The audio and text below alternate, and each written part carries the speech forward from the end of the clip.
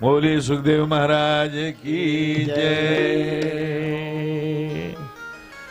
तो देखिए, ऐसा अमलात्मा, विमलात्मा, महात्मा, निवृत्त परक योगी, ये प्रेमा भक्ति का आचार्य उपदेश कर रहा है। ये है कौन? सुखदेव जी। ये शिव के अवतार भी कहे जाते हैं, ये राधा जी के लीला सुख हैं, शिव के अवतार भी इनको कहा जाता है, भगवान का अंशावतार भी कहा जाता है। तो ऐसे अमलात्मा, विमलात्मा, महात्मा, निवृत्त परक योगी ने श्रीमद् भागवत की कथा सबसे पहले राजा परीक्षित को सुनाई, लोक कल्याण के लिए उनको मृत्यु के भय से मुक्त किया, और वहां से ये कथा उतर करके कलयुग में हम भक्तों तक पहुंची है। ये प्रेमा भक्ति के आचार्य हैं। देखो,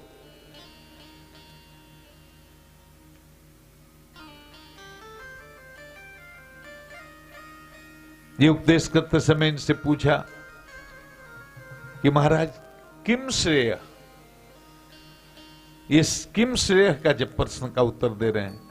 सवे पुंसा परो धर्मो यतो भक्ति रछो रधोक्षजे अहेतुक्य प्रतिहता जयात्मा संप्रसीदति।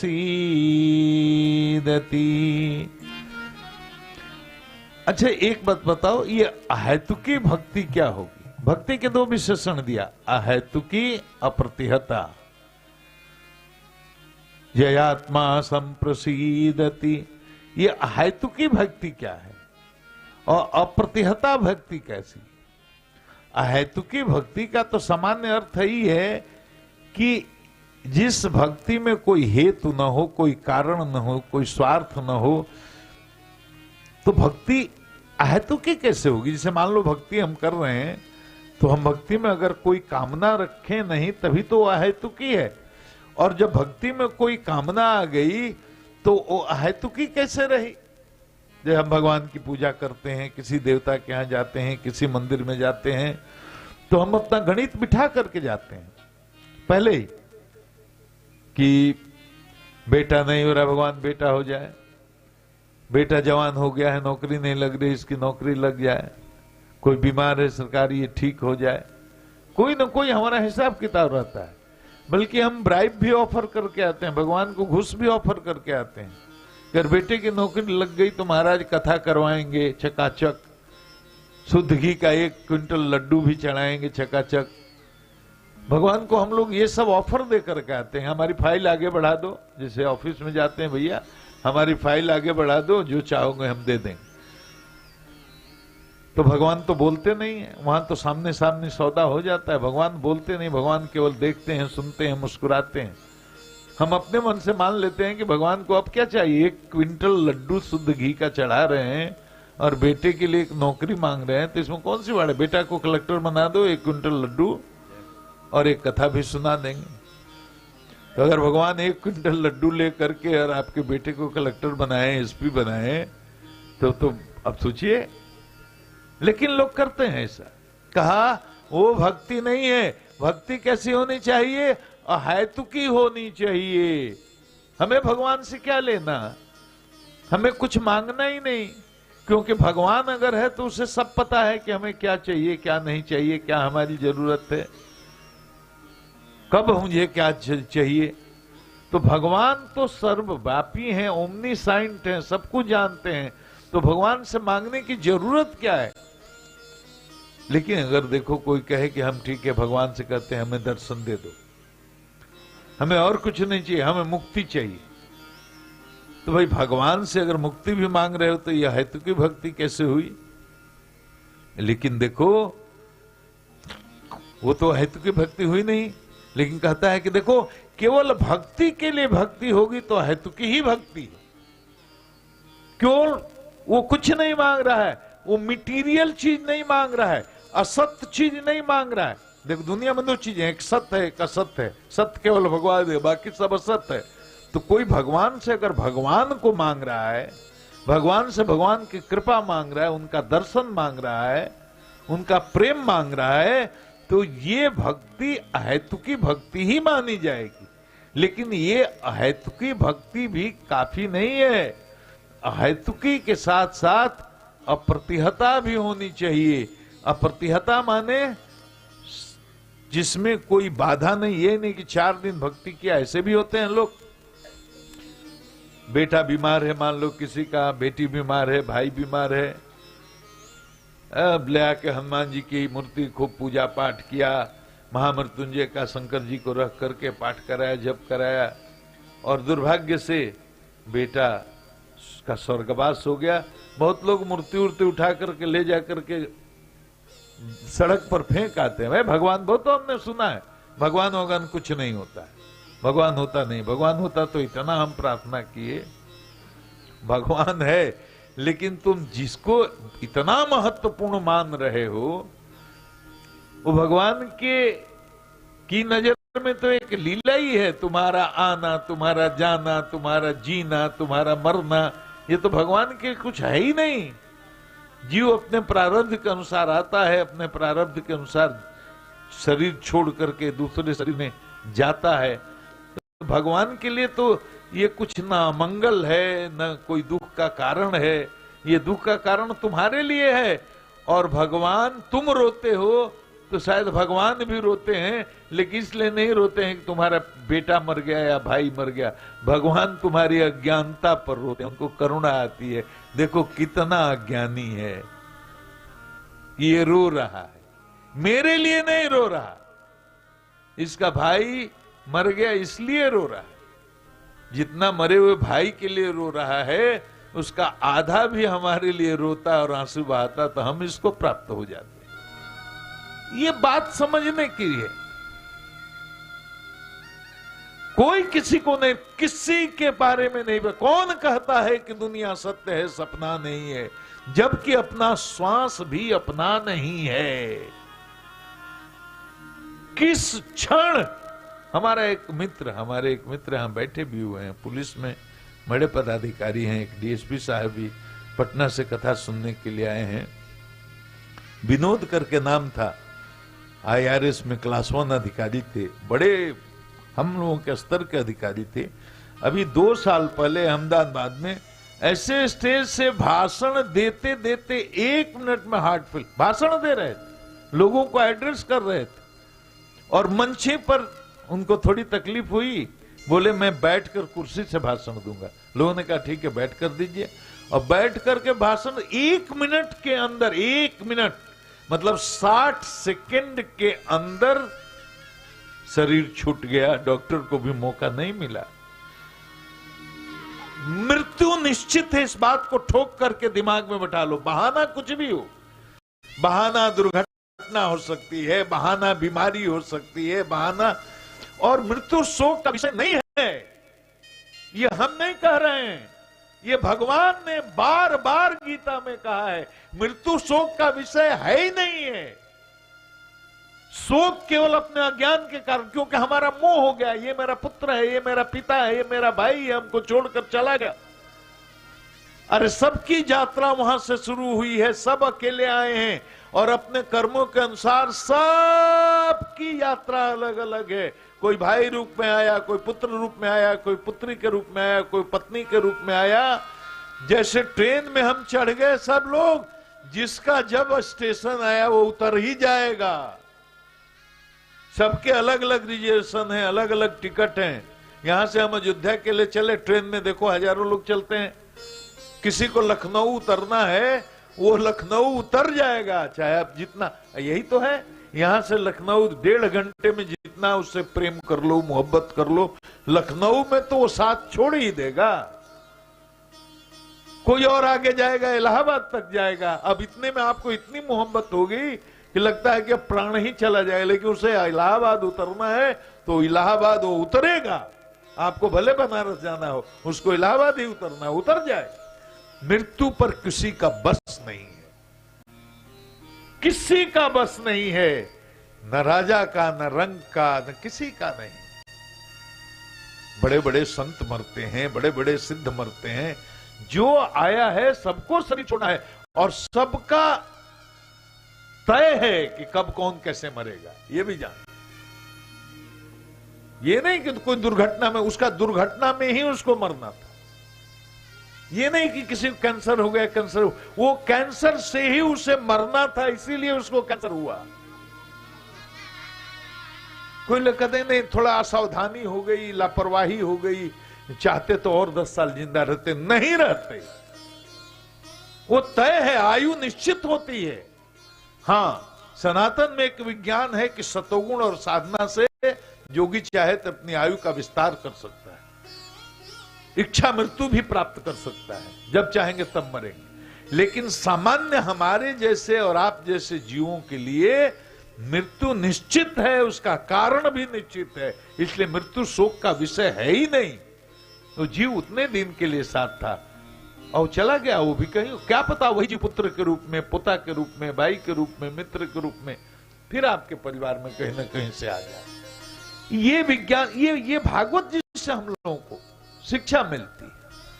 अब पूछ दिया शौनक जी ने, महाराज ये बताओ सूत जी, महाराज ये भागवत की रचना क्यों हुई, किसने की, क्यों की, कैसे की? तो सूत जी ने पूरा नारद की कथा सुनाई कि सुनो, एक बार व्यास जी बड़े दुखी हो गए कि हमने महाभारत भी लिख दिए, वेदों का विभाजन भी कर दिया, हमने पुराणों की 17 रचना कर दी, फिर भी मेरा मन अतृप्त क्यों है, अशांत क्यों है, संतुष्टि नहीं, पीस नहीं, आनंद नहीं।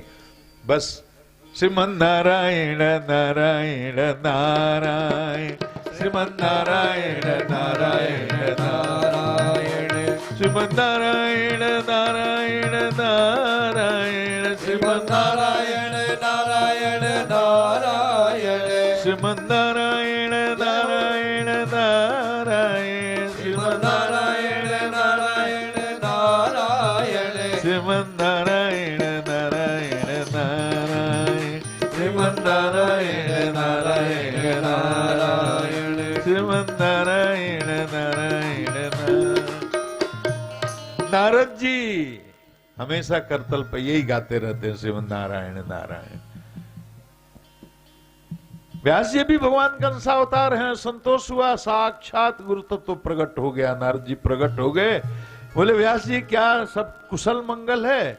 नारद जी ने कहा सरकार, अर्घपाद से उनकी पूजा की और कहे कि आप आसन ग्रहण करें तो अपने मन की तकलीफ बताएं। नारद जी ने कहा हाँ बताइए महाराज, आप बड़े उदास लग रहे हो, क्या चिंता की बात है? बोले महाराज देखो मैंने इतना किया, मैंने सिद्धांत दर्शन लिखा, मैंने वेदांत लिखा, मैंने वेदों का विभाजन कर दिया, मैंने महाभारत की रचना कर दी, मैंने 17 पुराण की भी रचना कर दी, मुझे आनंद क्यों नहीं आ रहा है? मुझे आनंद क्यों नहीं आ रहा है? ये भीतर आनंद रस नहीं टपक रहा है।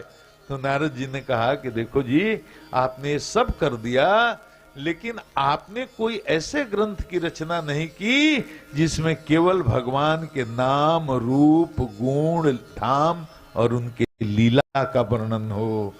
तो आप एक भक्ति शास्त्र की रचना करो जिसमें केवल भगवान के नाम, रूप, गुण, धाम और लीला की महिमा हो, इससे आपके मन को तृप्ति मिलेगी। और अपने पूर्व जन्म की कथा सुनाई नारद जी ने, वो बड़ी कथा विस्तार से है। देखो मैं तो दासी पुत्र था, साधुओं का संपर्क हुआ और साधुओं ने मुझे दीक्षित कर दिया। माँ के मरने के बाद मैं पूरी तरह से साधना में चला गया। एक दिन भगवान की झलक मिली और फिर एक झलक मिलने के बाद गायब हो गई। मैं तो रोने लगा, तड़पने लगा, छटपटाने लगा, यह आनंद फिर क्यों नहीं, फिर वो समाधि लगी ही नहीं। तो भगवान की आकाशवाणी हुई, नारद इस जन्म में इतना ही, आगे अगले जन्म में तुमको मेरा पूरा दिव्य दर्शन होगा। फिर कालक्रम से दोबारा जब मैं उत्पन्न हुआ तो ब्रह्मा जी के मानस पुत्र के रूप में उत्पन्न हुआ, भगवान नारायण के दर्शन हुए और भगवान नारायण ने ये मुझे वीणा प्रदान की है और इसी वीणा पर मैं उनके नाम का गुणगान करने चलता हूं। तो हे व्यास जी, आप भी भगवान का गुणगान कीजिए, आप भक्ति शास्त्र की रचना कीजिए। तो इस बात से नारद जी बोलकर चले, सरस्वती नदी में स्नान किया, समाधि में गए, कलयुग का दृश्य देखा, हजारों वर्ष, लाखों वर्ष आगे देख लिया कि क्या होने वाला है धरती पर। बड़ी करुणा हृदय में उमड़ आई, अरे आने वाले जीव तो इतने पामर होंगे, इतने पापी होंगे, इतनी नीची चेतना के होंगे कि उनकी मुक्ति कैसे होगी, उनसे जोग सधेगा नहीं, उनसे ज्ञान की बातें समझ में आएंगी नहीं। सम की बात करो, दम की बात करो, तितिक्षा की बात करो, समाधि षट संपत्ति की बात करो, उपरति की बात करो, ये सब बातें उनको पचेगी नहीं। और अष्टांग योग की बात करो, जम की बात करो, नियम की बात करो, आसन की बात करो, प्राणायाम, प्रत्याहार, धारणा, ध्यान, समाधि, संप्रज्ञात समाधि, असंप्रज्ञात समाधि, सबीज समाधि, निर्बीज समाधि, ये किसी से सधने वाली नहीं है। तो कोई ऐसा रास्ता निकाले कि अधम से अधम, पापी से पापी जीव भी उसका सहारा लेकर के अपना कल्याण कर सके, भगवान को प्राप्त कर सके। तो श्रीमद् भागवत ग्रंथ की रचना की, मतलब श्रीमद् भागवत भगवान को प्राप्त करने का विज्ञान है। ये बैकुंठ का टिकट है, सीधे बैकुंठ का टिकट है। अपने को रोग मुक्त, शोक मुक्त करने का ये विज्ञान है, ये चित्त शुद्धि का विज्ञान है, साइंस है, ये स्पिरिचुअल साइंस है। इससे चित्त शोधन होगा, इससे रजोगुण शांत होगा, इससे तमोगुण खत्म होगा, इससे चेतना में सत्व का उत्कर्ष होगा। और इससे केवल मोक्ष नहीं मिलेगा, उस अंतिम सीमा वाले आनंद जिसकी चर्चा हमने की थी, वो प्रेमानंद प्राप्त होगा। देखो, ये वेदांतियों के बारे में एक बड़ा रोचक एक आध्यात्मिक व्यंग है। वेदांत बड़ा उदात्त दर्शन है और अद्वैत वेदांत की बात कर रहा हूं, उसकी कोई आलोचना नहीं है। हमारे शंकर के ही शिव बाबा के अवतार शंकराचार्य ने, लेकिन सवाल है कि चेतना का वो स्तर जब तक हमारा नहीं रहेगा, उस अद्वैत वेदांत को कैसे समझेंगे। हमें लगता है कि विशिष्टाद्वैत से अद्वैत बिल्कुल अलग है, द्वैताद्वैत अलग है, विशिष्टाद्वैत अलग है और अद्वैत वेदांत बिल्कुल अलग है। लेकिन चेतना के एक स्तर पर जो अद्वैत वेदांत है वही विशिष्टाद्वैत है, वही द्वैताद्वैत है, वो कोई भेद नहीं है। अलग अलग आचार्यों ने अलग अलग से उसको देखा, अलग अलग से उनका परसेप्शन है और कल्याण के रास्ते को अपने अपने तरीके से बताया। लेकिन अब देखो, अगर चेतना को वो स्तर नहीं हो, केवल बुद्धि के स्तर पर अद्वैत वेदांत को समझेंगे तो बड़ा खतरा हो जाएगा। एक वेदांती जी महाराज अपने शिष्य को पढ़ाए, भाई देखो, सर्वम खलु इदम ब्रह्म, यही तो है शंकर का वेदांत, तो यही है।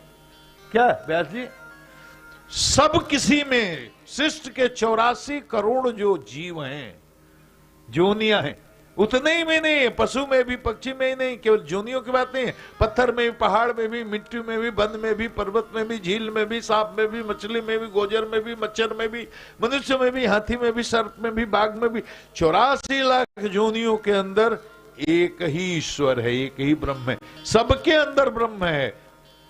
अब विशिष्टाद्वैत कैसे इससे अलग है बताओ। तुलसी बाबा क्या बोल रहे हैं, सिया राम मय सब जग जानी, सिया राम मय सब जग जानी, करऊं प्रणाम जोरी जुग पानी, करऊं प्रणाम जोरी जुग पानी। हम सब रामानंदी लोग, रामानुजी लोग विशिष्टाद्वैत को मानते हैं। बताओ यहां विशिष्टाद्वैत और अद्वैत एक हो गया कि नहीं। सर्वम खलु इदम ब्रह्म, सबके अंदर वही ईश्वर। और हमारे विशिष्टाद्वैत के हैं गोस्वामी जी, तो विशिष्टाद्वैत के आचार्य हैं, ये कहते हैं श्री राम में से हम सबके अंदर वही ब्रह्म, हम देख करके सबको प्रणाम कर रहे हैं। माने हमारे विशिष्टाद्वैत के आचार्य को भी सबके अंदर वही ब्रह्म दिख रहा है। हमारे अद्वैत जो वेदांत है उसके जो आचार्य शंकर जी हैं, शंकराचार्य जी महाराज, उनको भी सबके अंदर वही ब्रह्म दिख रहा है। तो एक वेदांती जी ने अपने शिष्य को पढ़ा दिया सर्वम खलु इदम ब्रह्म। अब चेतना का स्तर तो है नहीं, साधना है नहीं, अनुभूत का विषय है नहीं वो ब्रह्म, उसने रट लिया, जैसे आज के वेदांती लोग रट लेते हैं कि सर्वम खलु इदम ब्रह्म, सब तो एक ही ब्रह्म है। तो बस मन में बिठा लिया, गुरुजी ने कहा सबके अंदर एक ही ब्रह्म है। देखो विशिष्टाद्वैत थोड़ा समझने में आसान है, बड़ा आराम से पचता है। जीव को मानो, जगत को मानो, ईश्वर को मानो। जीव ईश्वर कैसे हो सकता है? बड़ा मुश्किल है।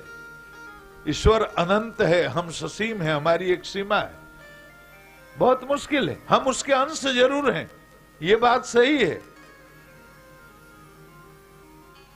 तो हमें समझ में आता है। अब विशिष्टाद्वैत में देखो, मिट्टी का घड़ा बना लो, मिट्टी का शिव जी बना लो, मिट्टी का गणेश जी बना लो, मिट्टी की सरस्वती जी बना लो, मूल तत्व तो मिट्टी है, लेकिन मूर्ति जब तक सरस्वती के रूप में है वो सरस्वती है, गणेश के रूप में है वो गणेश है, और हनुमान जी के रूप में वो हनुमान जी है। फोड़ दो तो सब फिर मिट्टी ही है। यही तो बात समझने की चीज है।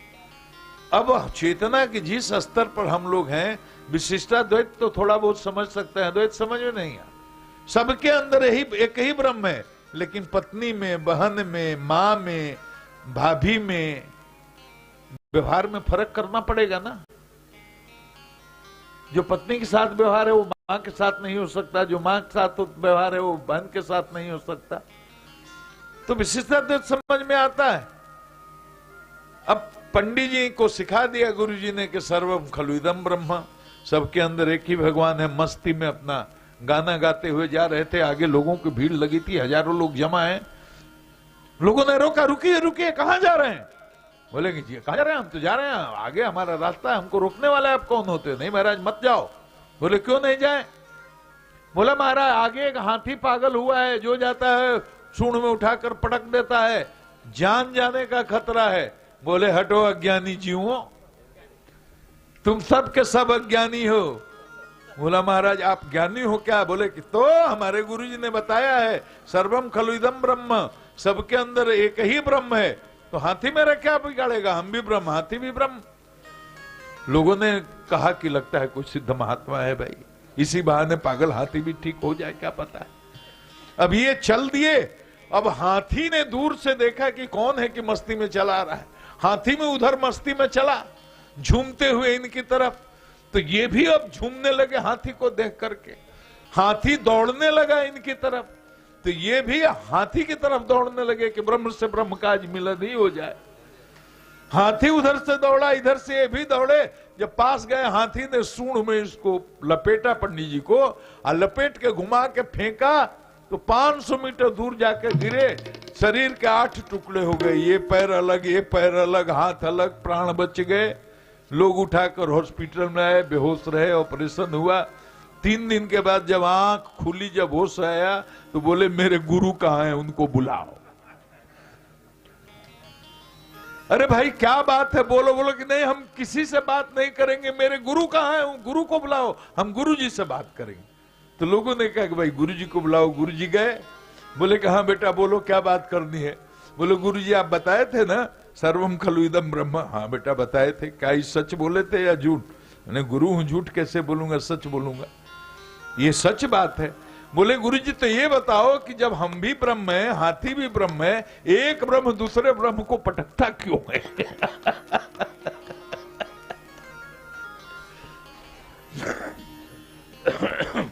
गुरुजी ने कहा बेटा ये बात सही है कि तुम्हारे अंदर भी वही ब्रह्म है, हाथी के अंदर वही ब्रह्म है, लेकिन 1000 लोग जो मना कर रहे थे उनके अंदर भी तो ब्रह्म ही था।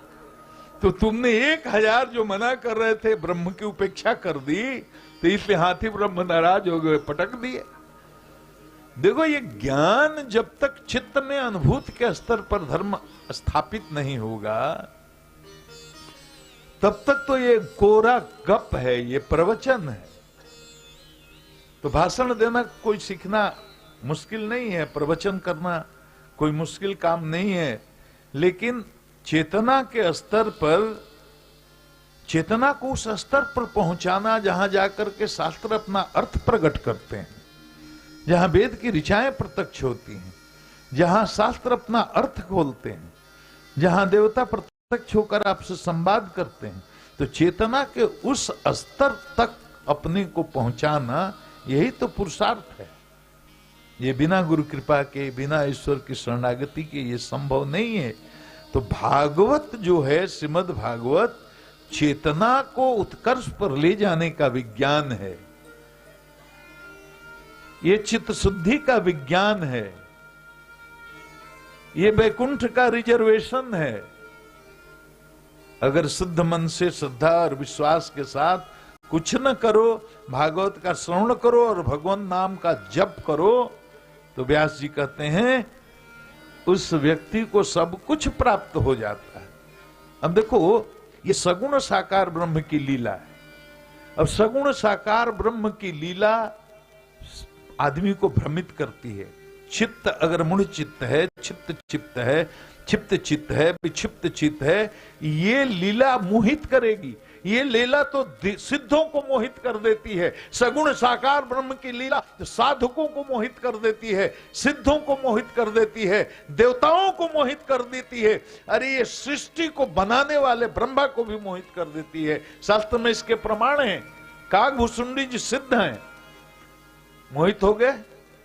कहानी आप जानते हैं, रामावतार में नागपाश में भगवान बंद गए। नारद जी गए, महाराज भगवान नागपाश में बंद गए हैं, आप नाग को खाने वाले हैं, गरुड़ जी चलिए काटिए। नाग को तो काट दिया, नागपाश से भगवान को मुक्त कर दिया, लेकिन खुद अपने बंध गए कि कैसा भगवान है जिसको नागपाश में बंधना पड़ा और मुझे मदद के लिए आना पड़ा। ये सिद्ध को मोह हुआ कि नहीं?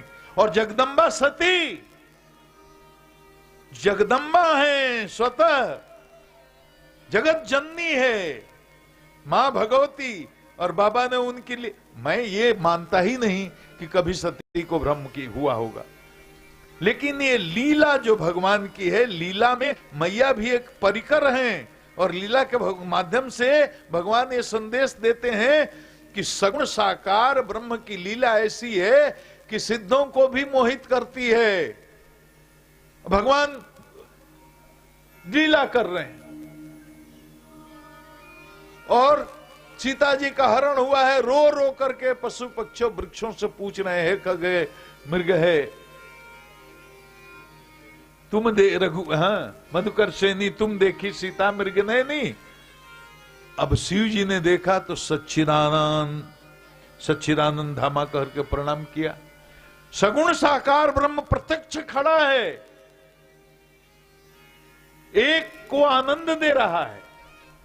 शिव जी रोमांचित हो गए, सच्चिदानंद नंद का धाम कह करके प्रणाम किया। अब वही सगुण साकार ब्रह्म एक सिद्ध के मन को मोहित करके ब्रह्म जो व्यापक विरज अकल अनीह अभेद, असो की देह धरी होई नर और जाही न जानत वेद।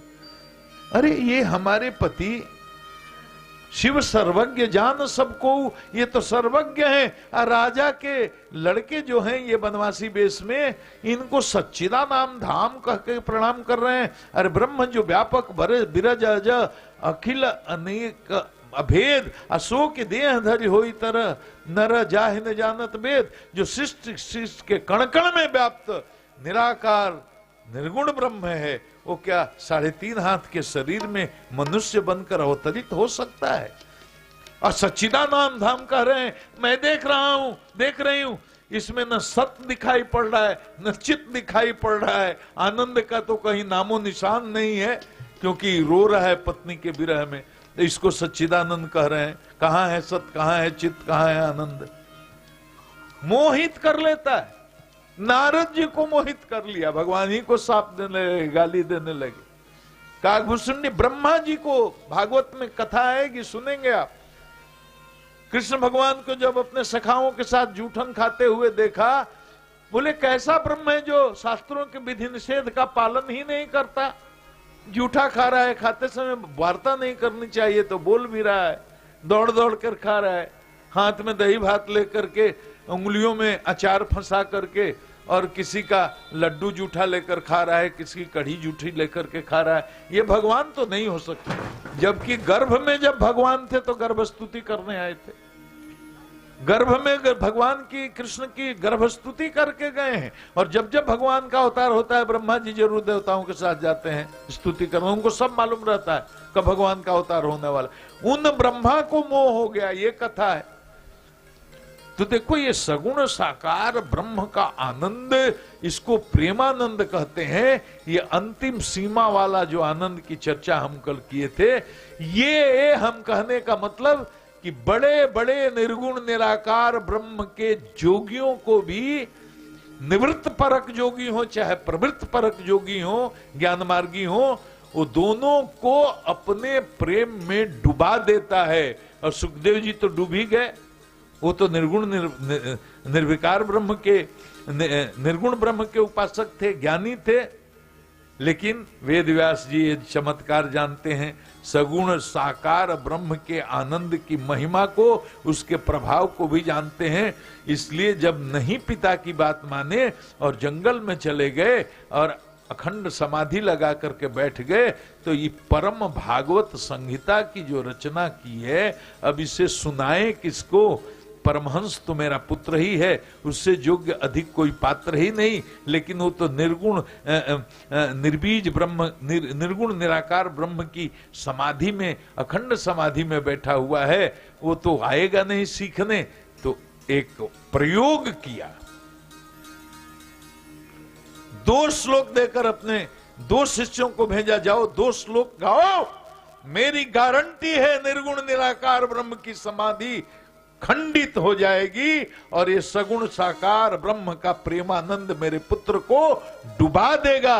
भागा भागा मेरे पास आएगा, ऐसे बुलाने से आने वाला नहीं है। और शिष्य चले गए और गाने लगे, बरहा पीणम नटवर बपु कर्णयो कर्णकारम विव्रद्वास कनक कपिशम वैजयंती च माला। पहला श्लोक जैसे कान में गया, श्री कृष्ण का दिव्य स्वरूप हृदय में आ गया।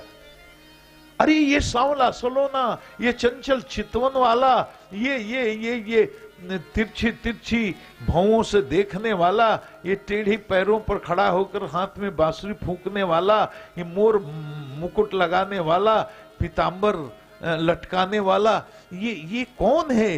ये कौन भगवान है? अच्छा होगा कोई, रूप तो बड़ा मोहक है, अब पता नहीं स्वभाव क्या होगा, क्या पता। तब तक दूसरा श्लोक शिष्यों ने बता दिया, गा दिया, अहो वकीयम स्तन कालकूटम। दूसरा श्लोक जैसे पढ़ा कि वो इतना कृपालु है, इतना दयालु है कि पूतना जो मारने की नियत से गई थी स्तन में कालकूट विष लगा करके, उसको भी वैकुंठ लोक दे दिया।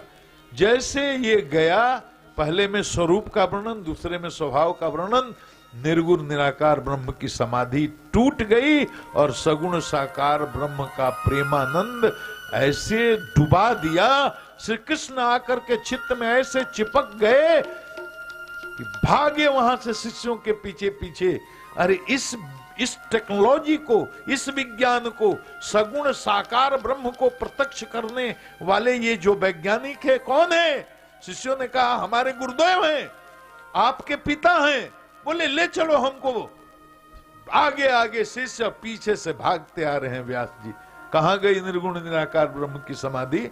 सगुण साकार ब्रह्म के प्रेमानंद के सामने। और जनक जी भी निर्गुण ब्रह्म के उपासक हैं, अखंड समाधि में। अच्छा, एक किंवदंती ये भी है जनक जी के बारे में। देखो जी, जनक जी को लोग कहते हैं कि उनके, ये किंवदंती है कि उनकी सभा में एक कच्चे धागे से 9 मन वजन का कोई पत्थर बंधा रहता था। प्रमाण ये था, एक क्षण के लिए भी उनकी समाधि अगर भीतर से खंडित होगी तो धागा टूटेगा, पत्थर नीचे गिरेगा, लेकिन धागा न टूटता था, न पत्थर गिरता था। मतलब हमेशा समाधि में रहते थे, इसीलिए उनको विदेह कहते हैं। बड़ी जिज्ञासा हुई। उसके पहले तो राजा ही रहे होंगे, ब्रह्म विद्या तो बाद में उनको मिली।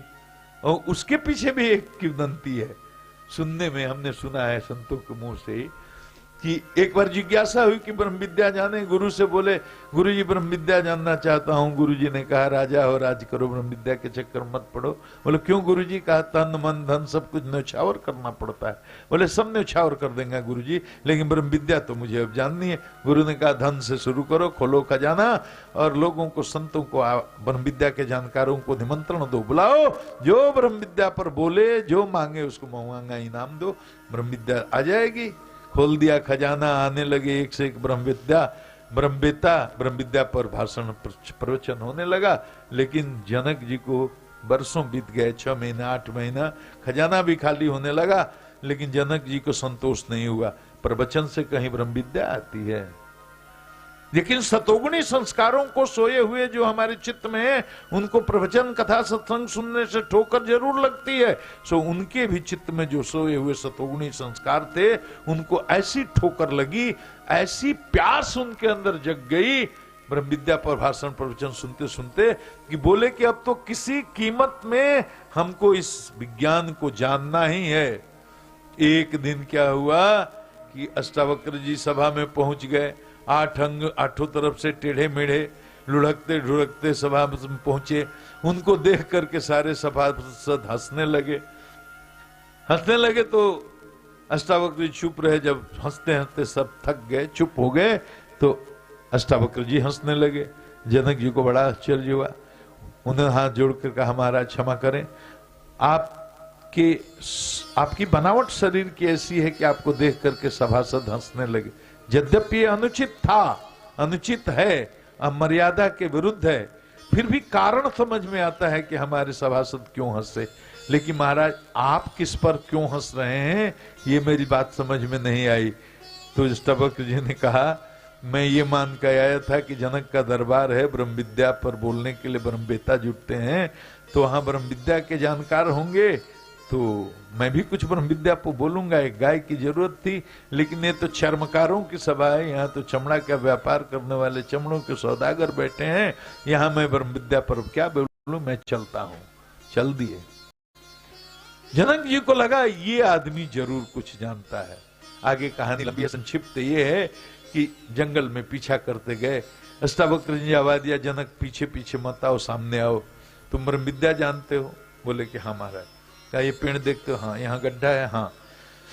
तो तुम्हारे मंत्री का 16 वर्ष का जो बच्चा है वो कल मरेगा और यही जगह उसको दफनाया जाएगा, और ये इसी का नाम ब्रह्म विद्या है। ब्रह्म विद्या भाषण नहीं है, ब्रह्म विद्या प्रवचन नहीं है, ब्रह्म विद्या वह विद्या है जिसको जानने के बाद कुछ जानना शेष नहीं रह जाता।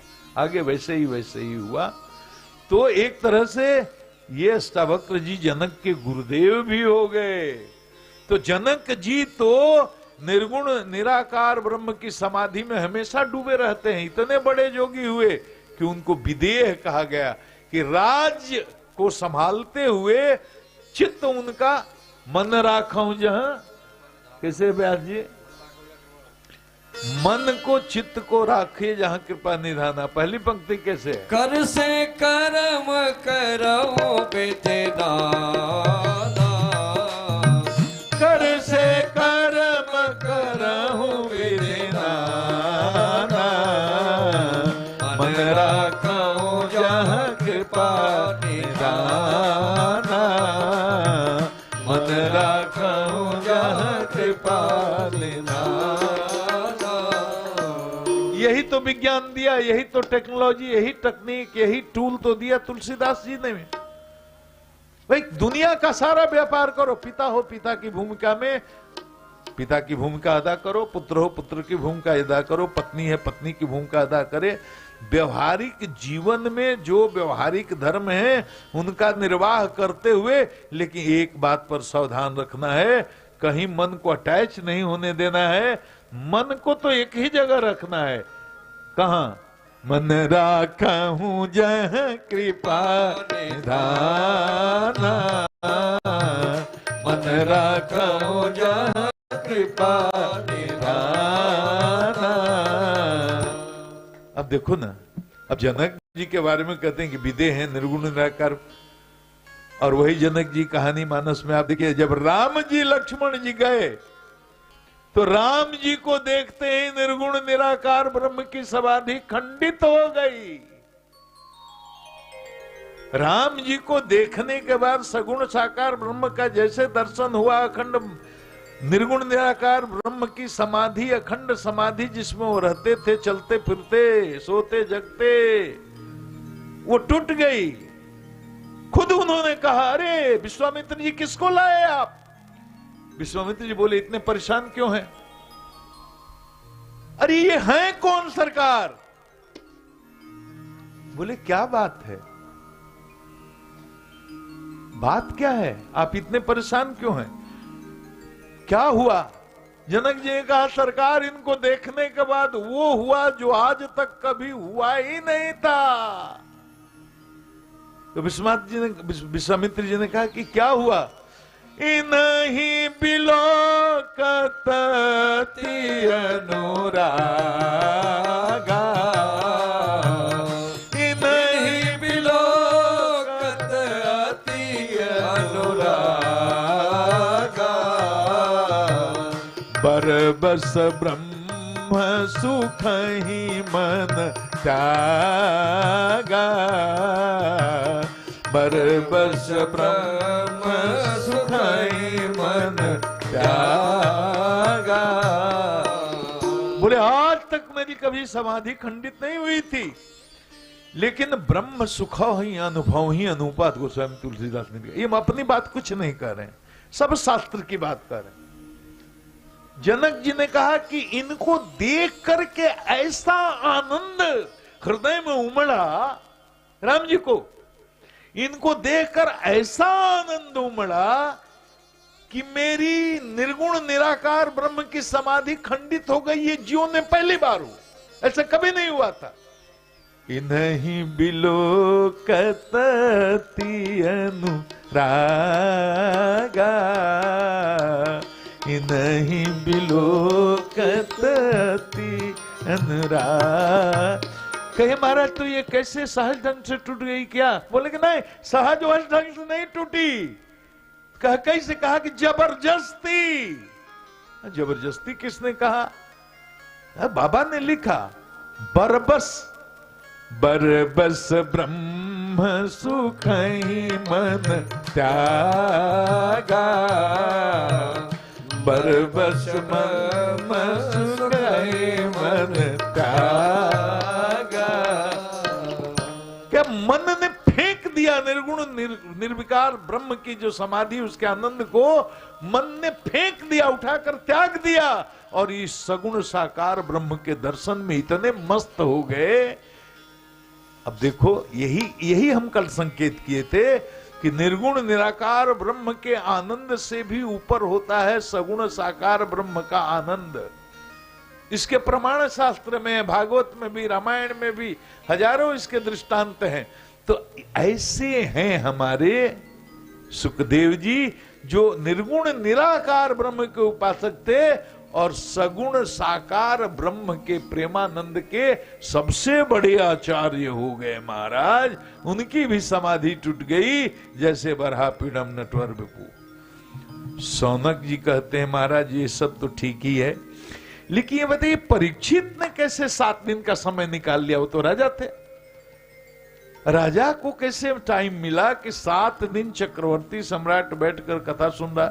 कथा हुई कहां, आयोजन कैसे हुआ? तब सूत जी परीक्षित के जन्म से कथा प्रारंभ करते हैं। जथा मृधे कौरव सिर्जयानाम,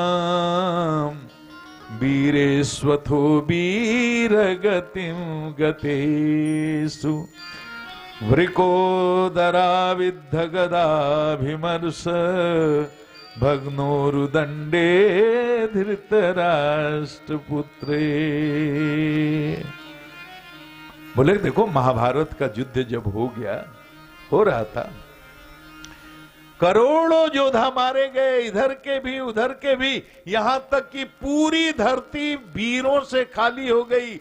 जितने बड़े बड़े वीर योद्धा थे धरती पर, दोनों पक्षों के सब मारे गए। लड़ाई अंतिम स्टेज में है, पांडवों की एक तरह से विजय हो चुकी है।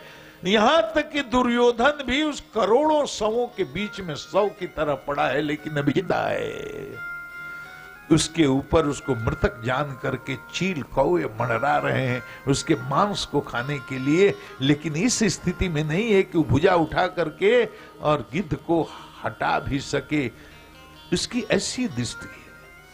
देखो ये कौन गिरा है युद्ध भूमि में? ये रजोगुण है, ये अहंकार ध्वस्त हुआ है, ये रजोगुण घायल हुआ है, ये अहंकार घायल हुआ है, ये रजोगुण चोटिल हुआ है, ये लहूलुहान होकर के पड़ा हुआ है। दुर्योधन कौन है? मानो अहंकार का मूर्तिमान रूप है।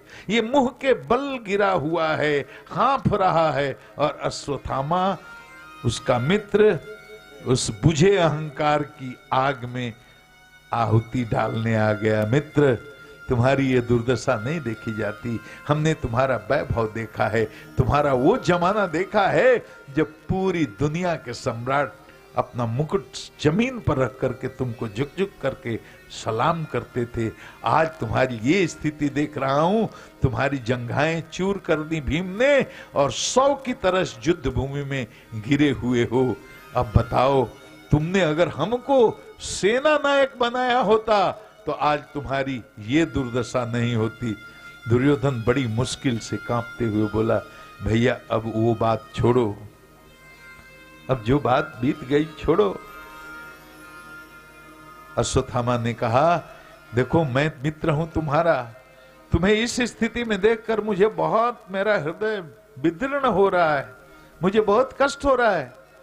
अब तुम जा रहे हो, बोलो तुम्हारे लिए मैं क्या कर सकता हूं। देखो दुर्योधन को अभी भी ज्ञान नहीं हुआ है। अहंकार कितनी ऊंचाई पर है। देखो मन, शरीर बुद्धि, देहात्म बुद्धि का अगर नाश भी हो जाए तो मन के बाद बुद्धि, बुद्धि के बाद चित्त के बाद अहंकार, अहंकार के बाद आत्म तत्व है। अब ज्ञानी को तो एक एक को समेटने में बहुत टाइम लगता है, लेकिन भक्त सीधे आत्म शरणागति करके, अहंकार का समर्पण करके उतनी ऊंचाई से शुरुआत करता है। इसलिए भगत के लिए तो रास्ता बड़ा आसान है। ये गुणों का, संस्कारों का कितना कमाल है। सब कुछ चला गया, उसका वैभव चला गया, ऐश्वर्य चला गया, धन चला गया, सत्ता चली गई, खजाना चला गया, सारे रिश्तेदार मारे गए, 100 भाई थे, सबके सब मारे गए, कुछ अब बचा नहीं है। लेकिन अहंकार अभी भी ज्यों का त्यों है। मरते समय भी भगवान को कैसे याद करोगे? कहते हैं ना, जासु नाम मरत मुख आवा, जासु नाम मरत मुख आवा, जासु नाम मरत मुख आवा, अधम होई मुकुति श्रुति गावा, जाकर नाम मरत मुख आवा, जाकर नाम मरत मुख आवा, जाकर नाम मरत। इस समय, मरते समय एक बार भगवान का स्मरण हो जाए, प्रेम से उनका नाम ले ले आदमी, तो बाबा लिखते हैं कि अधम की भी मुक्ति हो जाती है। तो इतना बड़ा संत जो है, आत्मदर्शी संत जो है। और देखो एक बात, तुलसीदास बाबा कोई साधारण थोड़े हैं। साधुओं की एक भाषा है। साधु यहाँ बैठे हैं, हमारे महंत, हमारे सम्मानीय संत बैठे हैं। ये दो संत मिलते हैं तो आपस में एक भाषा है। भैया जी पूछेंगे, भैया आपने कितनी नौका कर ली? इसका मतलब ये हुआ 9,99,99,999 भगवान नाम जप को कहते हैं एक नौका भरना। मतलब 9,99,09,999 राम भगवान नाम का जप हुआ तो एक नौका भरी। ऐसी 9 नौका भरने के बाद गणित बिठाते रहना। 75 वर्ष के बाद 78 साल की आयु में राम जी का सपरिवार दर्शन करने के बाद, हनुमान जी के दर्शन करने के बाद, शंकर जी के दर्शन करने के बाद, उनके आदेश से ये श्री रामचरितमानस की रचना तुलसीदास ने की है महाराज। उन्होंने लिखा कि जास नाम मरत मुख वावा, अधम पाव मुक्ति श्रुति गावा। तो वो झूठ नहीं लिखेंगे, कहते हैं मैं नहीं, श्रुति प्रमाण है, वेद कहते हैं। अजामिल की कथा भागवत में उसके प्रमाण स्वरूप आई है। एक बार नारायण बोला था, वैकुंठ गया, लेकिन ये एक बार मरते समय भगवान की याद आ जाए। मरते हुए आदमी को देखिए आप, हमारा ये बेटा कहाँ है, बेटी को बुला दो, उसको बुला दो, छोटका का मुंह दिखा दो, बड़का का मुंह दिखा दो, पोती को बुला दो, पोती को बुला दो। भागवत रहस्य एक है डोंगरे जी की भैया, उसमें बड़ा एक सुंदर दृष्टांत दिया हुआ था। एक बार एक सेठ था, बहुत करोड़पति माईसोन, मर रहा था, तो उसके 4 बेटे थे। मरने लगा तो अपना चारों बेटों को बुलाया, कहा देखो इतना हीरा वहां है, जवाहरात वहां है, इतना पैसा उसके यहाँ उधार, इतना उधार उसके यहाँ। कहते कहते उसका कंठ अवरुद्ध हो गया, बोलना बंद कर दिया। अब लड़कों को, पुत्रों को ये चिंता नहीं है कि पिताजी मर रहे हैं, ये चिंता है कि कहीं पूरा माल बताए, कुछ चले गए तो बड़ा नुकसान हो जाएगा, पता नहीं और कहां कहां रखे, वो भी तो आधा ही बताएं, आधा बताए नहीं कि मरे, बड़े छटपटाने लगे। ये थोड़ी भी चिंता नहीं कि पिताजी जा रहे हैं। पिताजी जाने के पहले सब बता करके जाएं तो कोई दिक्कत नहीं, लेकिन सब बता कर जाएं। छटपटाने लगे, किसी वैद्य को बुलाया गया, वैद्य को कहा गया कि भैया ऐसा करो, किसी तरह से पिताजी की, ये नहीं कहा कि जान बचानी है, कहा कोई ऐसा उपाय करो कि 5 मिनट के लिए इनको होश हो जाए। वैद्य ने कहा 5 मिनट के लिए क्या होश, तो हो जाएगा लेकिन बहुत महंगी दवा है। तो पुत्रों ने सोचा कि हमारा करोड़ों खजाने का मामला है, महंगी कितनी दवा है, बोले जो लगेगा देंगे, लेकिन इनको होश हो जाना चाहिए। वैद्य ने कोई ऐसी महंगी दवा दी, होश में आ गए। हाँ पिताजी और बताइए कहां कहां रखा है, कहां कहां रखा है। तो पिताजी ने तो सब बता दिया था, तुमको पता ही नहीं। अब पुत्रों को लगा कि इतनी महंगी दवाई भी खिला दी और आगे तो कोई बात बनी नहीं, अब इतना पैसा भी खर्च हो गया। तभी सेठ जी की नजर पड़ी, आंगन में झाड़ू पड़ा था, उसको एक गाय का छोटा बच्चा झाड़ू चबा रहा था। 1 रुपए का झाड़ू होगा उस समय। अब झाड़ू चबाते हुए जो सेठ जी ने देखा तो चिल्लाने लगे, अरे नालायकों, तुम क्या धन की रक्षा करोगे, अरे देखो झाड़ू चबा रहा है, झाड़ू चबा रहा है, झाड़ू चबा रहा है। करते करते उनके प्राण छूट गए। इस दृष्टांत से क्या मतलब, मरते समय भी धन का लोभ, पद का लोभ, शरीर का लोभ, बेटा को बुला दो, बहू को बुला दो, जरा पोता का मुंह देख लें, पोती का मुंह देख लें, बिटिया को बुला दो, नतिनी को बुला दो। अरे क्या बुला दो, अब तो जा रहे हो तो काहे को बुला दो। अरे जाने का वक्त आए तो सीधा कहो कि अब मेरे पास कोई नहीं आएगा, हमें केवल अब ठाकुर जी को याद करना है और इसके अलावा कुछ नहीं, क्योंकि बस हम हमेशा बात है एक वही है, आपका गुरु और भगवान, तीसरा कोई कभी काम नहीं आता। इसीलिए हमने गाया था कल कि केहू न काम आई तब राम काम आई है, संग छोड़ दी सभेता, संग छोड़ दी सभेता, अरे आपन बुहे बनई है, केहू न काम आई तब राम काम आई, केहू न काम आई तब राम काम आई। मर रहा है ये, अपने हाथ से गिद्ध को भी नहीं उड़ा सकता, बोल भी बहुत मुश्किल से, लेकिन मरते वक्त भी जैसी थी वैसे ही रह गई। ये प्रचंड अहंकार। सथा ने बोला, बोलो मित्र, मैं क्या कर सकता हूं तुम्हारे लिए। कहा देखो एक ही बात का दुख है, मैं 100 भाई था, 100 के 100 मारे गए, पांडव 5 थे, 5 जिंदा। सोचो कितनी निगेटिव थिंकिंग है। भगवान को नहीं याद कर रहा। भगवान ने अपना विश्व रूप दिखाया है उसी के दरबार में जब बांधने चला था, लेकिन उसका अहंकार ध्वस्त नहीं हुआ। मृत्यु की सैया पर है, क्षण में प्राण छूटने वाले हैं, लेकिन कह रहा है एक ही बात का दुख है, 100 भाई थे, 100 के 100 मारे गए, पांडव 5 हैं, 5 के 5 रहे, एक भी मरे तो मेरी आत्मा को तृप्ति मिले। अश्वत्थामा ने कहा तुम एक की बात करते हो मित्र, मैं 5 पांडवों का सिर काट करके आपके पास उपस्थित करता हूं। दुर्योधन ने कहा पागल हो क्या? अरे 18 क्षौणी सेना नष्ट हो गई, एक पांडव का बाल बाका नहीं हुआ, तू अकेले क्या करेगा? तू कैसे 5 पांडवों को मार करके लाएगा, उनकी गर्दन काट करके लाएगा? उसने कहा मित्र मैं तुम्हारा सच्चा मित्र हूं, तुम चिंता मत करो।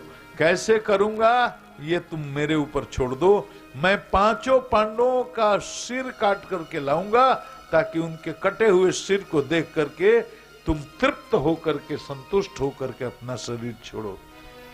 दुर्योधन तो बड़ा प्रसन्न हो गया। और आगे कहानी बहुत लंबी है, लेकिन सार यही है, भगवान तो सब जानते हैं, भगवान को तो सब पता है कि क्या होने वाला है। भगवान 5 पांडवों को लेकर कहीं चले गए विजयोत्सव मनाने के लिए, और 5 पांडवों की जगह उनके 5 पुत्र सोए हुए थे। काकलुक न्याय से हत्या किया, मतलब चढ़ाई किया, आक्रमण किया, सोए में जाकर 5 पांडवों की गर्दन काट करके और ले करके दुर्योधन के यहां पहुंचा।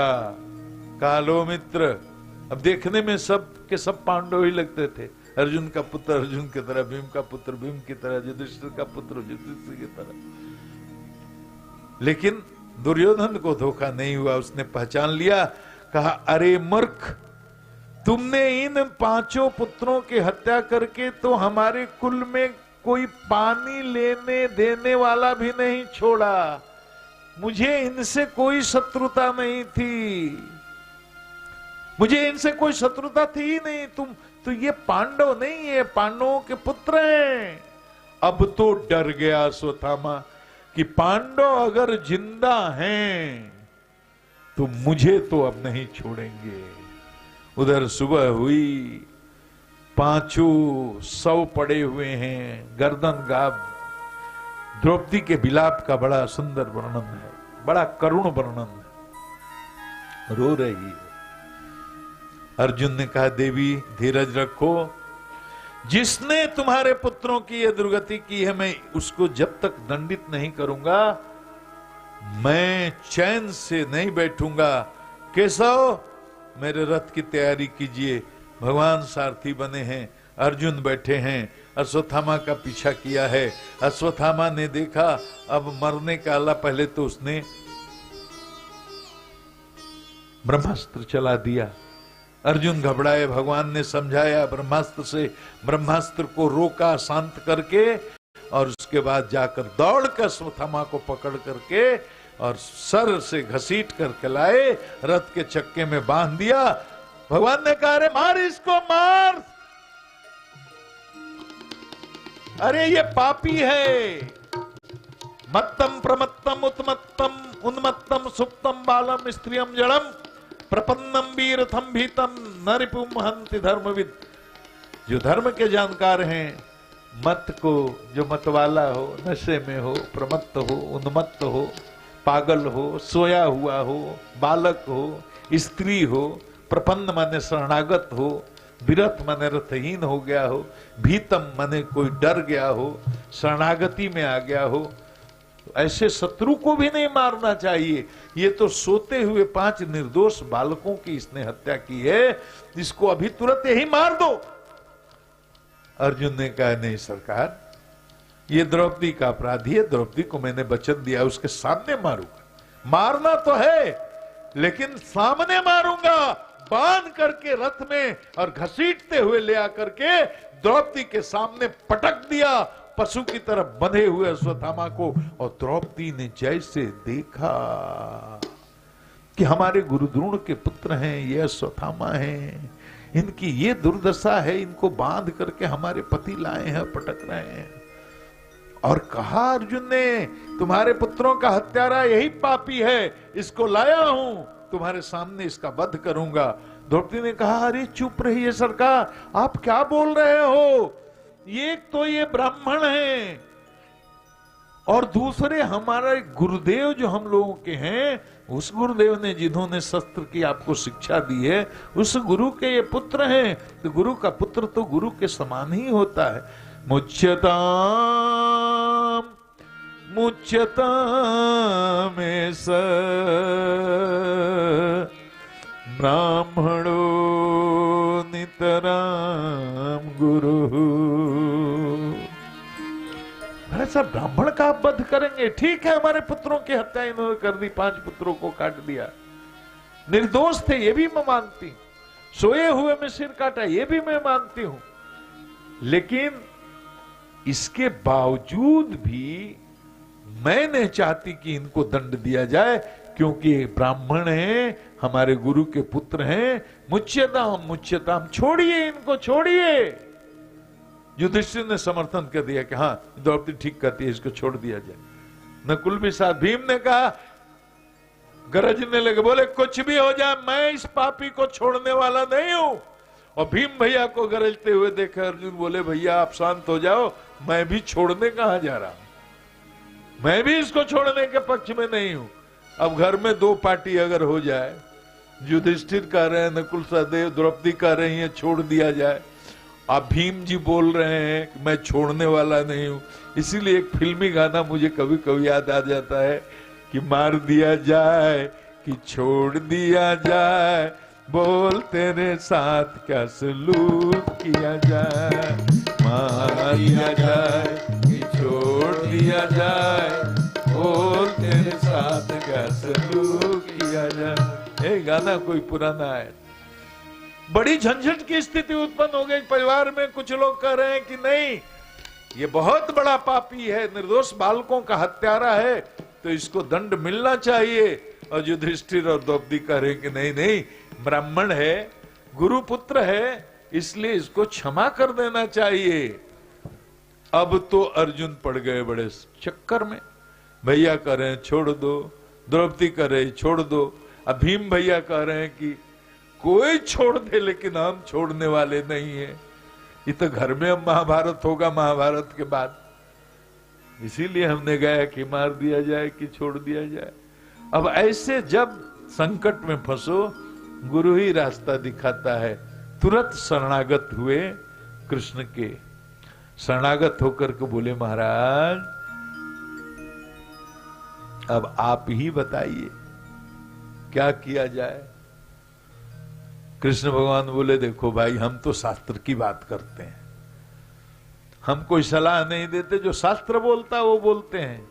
तो सरकार बताइए शास्त्र क्या बोलता है। कि शास्त्र कहता है कि ब्रह्म बंधु न हंतव्य आतता इव धारणः। ब्राह्मण बद्ध जोग नहीं होता, कोई भी अपराध करे। उस समय का यही कंफ्यूजन था, ब्राह्मण को मृत्यु दंड दिया ही नहीं जा सकता, चाहे वो जो भी अपराध किया। तो ब्राह्मण को कभी मारना नहीं चाहिए। आतता इव धारण, और आतंकवादी को छोड़ना नहीं चाहिए। अब देखिए, ये ब्राह्मण भी है, आतंकवादी भी है। अब बोलिए मामला फंसा कि नहीं। भगवान कह रहे हैं कि शास्त्र कहता है ब्राह्मण को मारना नहीं चाहिए और आतंकवादी को छोड़ना नहीं चाहिए। अर्जुन बोले, सरकार ये तो ब्राह्मण भी है, आतंकवादी भी है। आप कह रहे हैं ब्राह्मण है इसलिए मारना नहीं चाहिए, आप कर रहे हैं कि आतंकवादी है इसलिए छोड़ना नहीं चाहिए, तो हमको अब क्या करना चाहिए? तो आप बताइए। ये आप फंसा रहे हो सरकार की, सुलझा रहे हो कि और फंसा रहे हो? तो भगवान श्री कृष्ण मुस्कुराए। देखो इसमें ध्वनि है, अर्जुन ने, एक विज्ञान है सनातन का, अर्जुन ने भगवान के अंतःकरण में प्रवेश किया, उनका ध्यान किया और कहा, सरकार बताओ क्या करें। भगवान ने निर्देश दिया, कुछ नहीं, इसको अपमानित करके देश निकाला दे दो, क्योंकि संभावितस्य च कीर्ति मरणादतिरिच्यते वपनम द्रविणादानम स्थानानिर्यापर्ण। तथा किसी भी बड़े प्रतिभा जो प्रतिष्ठित व्यक्ति हैं, यशस्वी व्यक्ति हो, उसका अपमान कर दीजिए तो ये मृत्यु से कम नहीं है, ये वो दंड हो गया। तब जाकर के अर्जुन ने उसके अश्वत्थामा के माथे से मणि निकाली, अपमानित करके वहां से भगा दिया। लेकिन देखिए अश्वत्थामा का भी कैरेक्टर, उसका अंतःकरण देखिए, अहंकार कितना है कि इतना होने के बाद, जीवन दान मिलने के बाद भी पश्चाताप नहीं है उसके अंदर। पश्चाताप नहीं है कि हमने 5 निर्दोष बालकों का वध किया और कृपा करके हमको अर्जुन ने छोड़ दिया ब्राह्मण समझ के। इसका उसको थोड़ा भी ये कृतज्ञता का भाव उसके अंदर नहीं है। उसने सोचा, उसका अहंकार और फुफकार करने लगा, कहा कि मुझे इस तरह अपमानित किया है अर्जुन ने और पांडवों ने, मैं अब इसके कुल खानदान में पानी देने वाला नहीं होने दूंगा। और उस समय केवल उत्तरा गर्भवती थी, उत्तरा देवी। तो मैया उत्तरा देवी के गर्भ में परीक्षित पल रहे थे, ब्रह्मास्त्र सीधे चला दिया उत्तरा मां के गर्भ पर। लेकिन देखो उत्तरा मैया के गर्भ पर जब ब्रह्मास्त्र चलाया तो उत्तरा मैया ने इधर उधर नहीं द्रौपदी की तरह देखा। द्रौपदी के साथ जब चीर हरण हो रहा था, पहले पतियों से सहायता मानी, फिर भीष्म की तरफ देखा, द्रोण की तरफ देखा, चारों तरफ से हताश निराश हो गई, कहीं से कोई मदद नहीं मिली। तब दोनों हाथ उठा करके और तब भगवान को पुकारा, हे गोविंद राखो शरण अब तो जीवन हारे। लेकिन उत्तरा ने न पति की तरफ, किसी की तरफ नहीं, आप पति तो मारे ही गए थे युद्ध में, लेकिन पांडवों की तरफ भी कोई भी सहायता की गुहार की मांग नहीं की। सीधे जैसे देखा ब्रह्मास्त्र हमारी तरफ आ रहा है, सीधे भगवान तो अब जाने की तैयारी कर रहे थे और सीधे आकर के भगवान के चरणों में गिर गई। भगवान तो द्वारिका अब जाने की तैयारी कर रहे थे, एक पैर रथ पर था, लेकिन उत्तरा आ गई और सीधे देखो, पाहि पाहि महाजोगे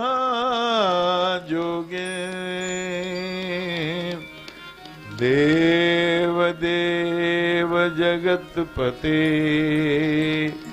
नान्यम त्वद्भयं पश्ये यत्र मृत्युः परस्परम्। देखो ऐसा समर्पण कब होता है, ऐसी शरणागति कब होती है, जब तय हो जाए कि यही उचित है, यही उत्तम है और इसी में हमारा कल्याण है, तब जीव शरणागति करता है। या जब अनुभव से जगत का मिथ्यात्व तो समझ में आ जाए, इतना लात, जब तक परिस्थितियां अनुकूल रहेगी तब तक संसार बड़ा प्रिय लगेगा। अब पत्नी इतना सम्मान करती है, बहू इतनी सम्मान करेगी, बेटा इतना सम्मान करेगा, बाप को कभी वैराग्य होगा? लेकिन जब बेटा लतियाने लगे, पत्नी जुतियाने लगे, अब बहू गरियाने लगे, हाँ, तो वैराग्य और प्रबल होता है। तो जब अपने अनुभव से संसार का मिथ्यात्व अनुभव हो जाए तब भी वैराग होता है, जब अनुभव से जगत का मिथ्यात्व समझ में आ जाए तब भी होता है, जब अहंकार का लय हो जाए तब भी वैराग्य हो जाता है, शरणागति हो जाती है, और जब गुरु की कृपा हो जाए तो तमाम दोष रहते हुए भी शरणागति हो जाती है। और जब भगवान स्वयं वर्ण कर लें, शरणागति हो गई। और जैसे उत्तरा ने शरणागति स्वीकार की भगवान की, तुम ही हो माता पिता, तुम ही हो बंधु सखा, तुम ही हो माता पिता, तुम ही हो बंधु सखा, तुम ही हो। जो खिल सके ना वो चरणों की धूल हम हैं, तुम्हारे चरणों की धूल हम हैं। दया की दृष्टि सदा ही रखना, तुम ही हो बंधु सखा, तुम ही हो, तुम ही हो माता पिता, तुम ही हो, तुम ही हो बंधु सखा, तुम ही हो। अच्छा देखो, जो शरण्य है उसके सामने ही शरणागति होनी चाहिए। जो शरण्य हो उसी के समक्ष समर्पण भी करना चाहिए। और शरण्य दो के अलावा दुनिया में तीसरा कोई है नहीं। गुरु है और ईश्वर है, इसके अलावा और कोई नहीं। राजा की शरणागति से कल्याण नहीं होगा। भौतिक कुछ लाभ हो सकता है, नेता की शरणागति से कोई लाभ नहीं होगा। क्षणिक सांसारिक असत्य की प्राप्ति होगी, माया बढ़ेगा, प्रपंच बढ़ेगा। गुरु और ईश्वर के अलावा किसी की शरणागति से जीव का मंगल हो ही नहीं सकता। शास्त्रों में बार बार यही बताया गया है। और इसीलिए उत्तरा के गर्भ में प्रवेश करके जब ठाकुर जी ने उत्तरा के गर्भ की रक्षा की और उसके बाद में उत्तरा का कल्याण हुआ है, बोला देवी अब कैसा लग रहा है। उत्तरा ने बड़ी सुंदर स्तुति की भगवान की। लेकिन अब भगवान जब चलने के लिए तैयार हो गए तो कुंती मैया आ गई। और कुंती मैया ने तो इतनी दिव्य स्थिति की है, कृष्णाय वासुदेवाय देवकी नंदनाय च नंद गोप कुमाराय गोविंदाय नमो नमः। नमः पंकजनाभाय नमः पंकजमालिने नमः पंकजनेत्राय नमस्ते पंकजांघ्रे।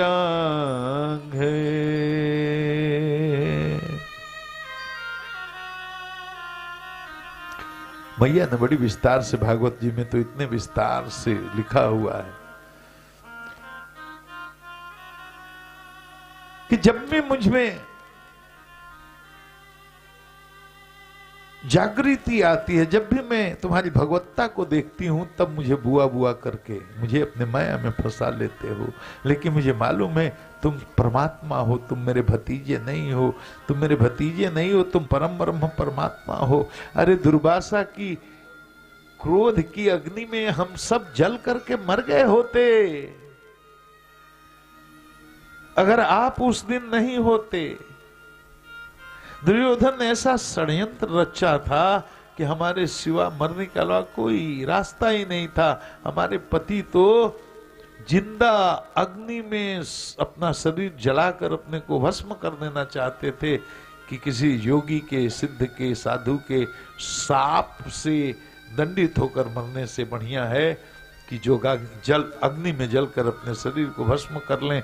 लेकिन कैसे ठीक उचित समय पर प्रकट होकर के आपने ऐसी कृपा करी कि सारे पांडव बच गए, हमारी लाज बच गई। लाक्षागृह में हम बचने वाले थोड़े ही थे, लेकिन आपकी कृपा से हम लाक्षागृह में जलने से बच गए। और द्रौपदी की लाज कौन बचाने वाला था? आप नहीं होते तो द्रौपदी की लाज कैसे बचती। लेकिन अभी अभी उत्तरा की कोख की रक्षा करके आपने पांडवों के बीज को बचा लिया, नहीं तो पांडवों के कुल में कोई पानी देने वाला नहीं पैदा होने वाला था। आप हर विपत्ति में ही आते हो, जहां जहां जब जब विपत्ति आई, हे केशव आप आए, हमारे साथ खड़े रहे, हमें विपत्ति से मुक्त किया। तो जब विपत्ति में ही आते हो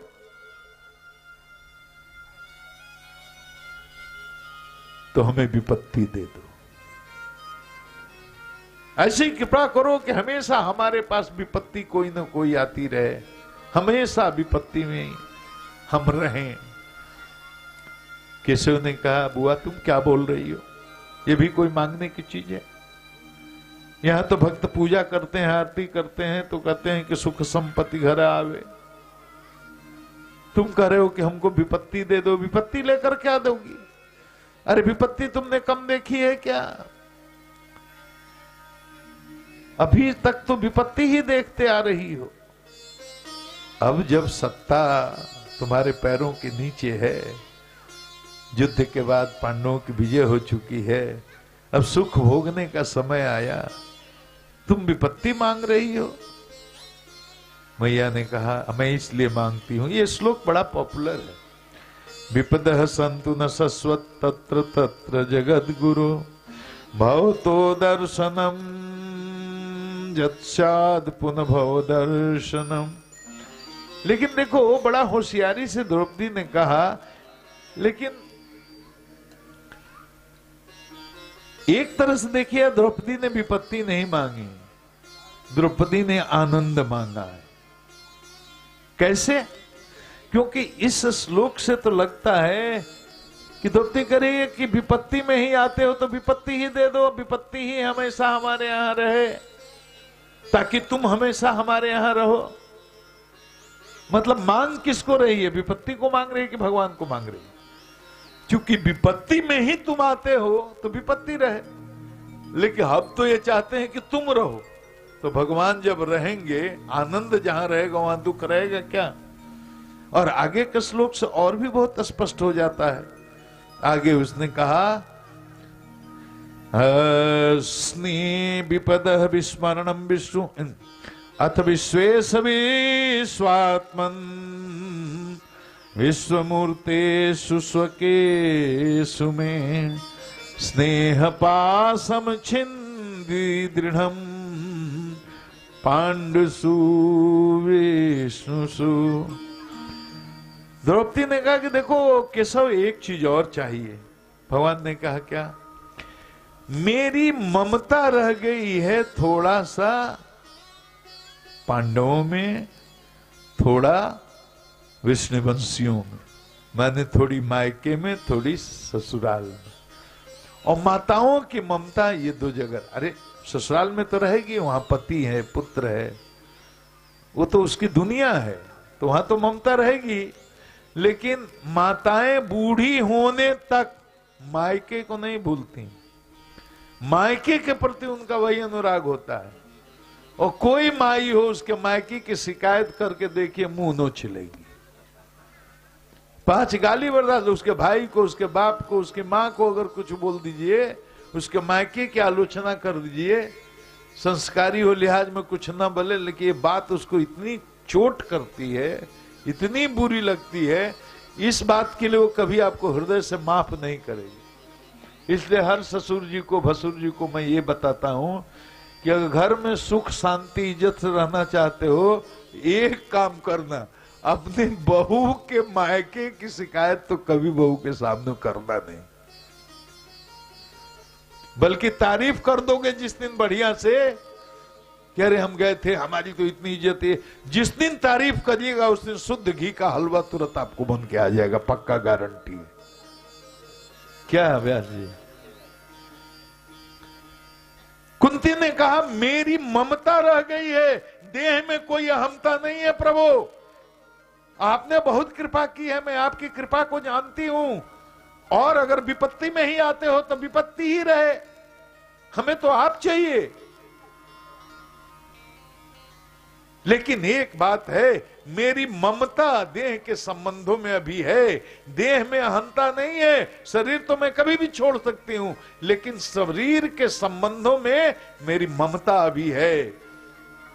पांडवों में मेरी ममता है और विषवंशियों में मेरी ममता है, अपने मायके में। ये दोनों से मेरी ममता को तोड़ दो, स्नेह पासम छिन्न काट दो, काट दो, ये माया की डोर को ही काट दो, मोह की डोर को ही, ममता को ही काट दो। शरीर के हंता खत्म, ये ममता जो शरीर के संबंधों में है, इसको तुम कृपा करके काट दो तो मैं पूरी तरह से मुक्त हो जाऊंगी। तो मतलब क्या मांगा? वैराग्य मांगा, वैराग्य मांगा।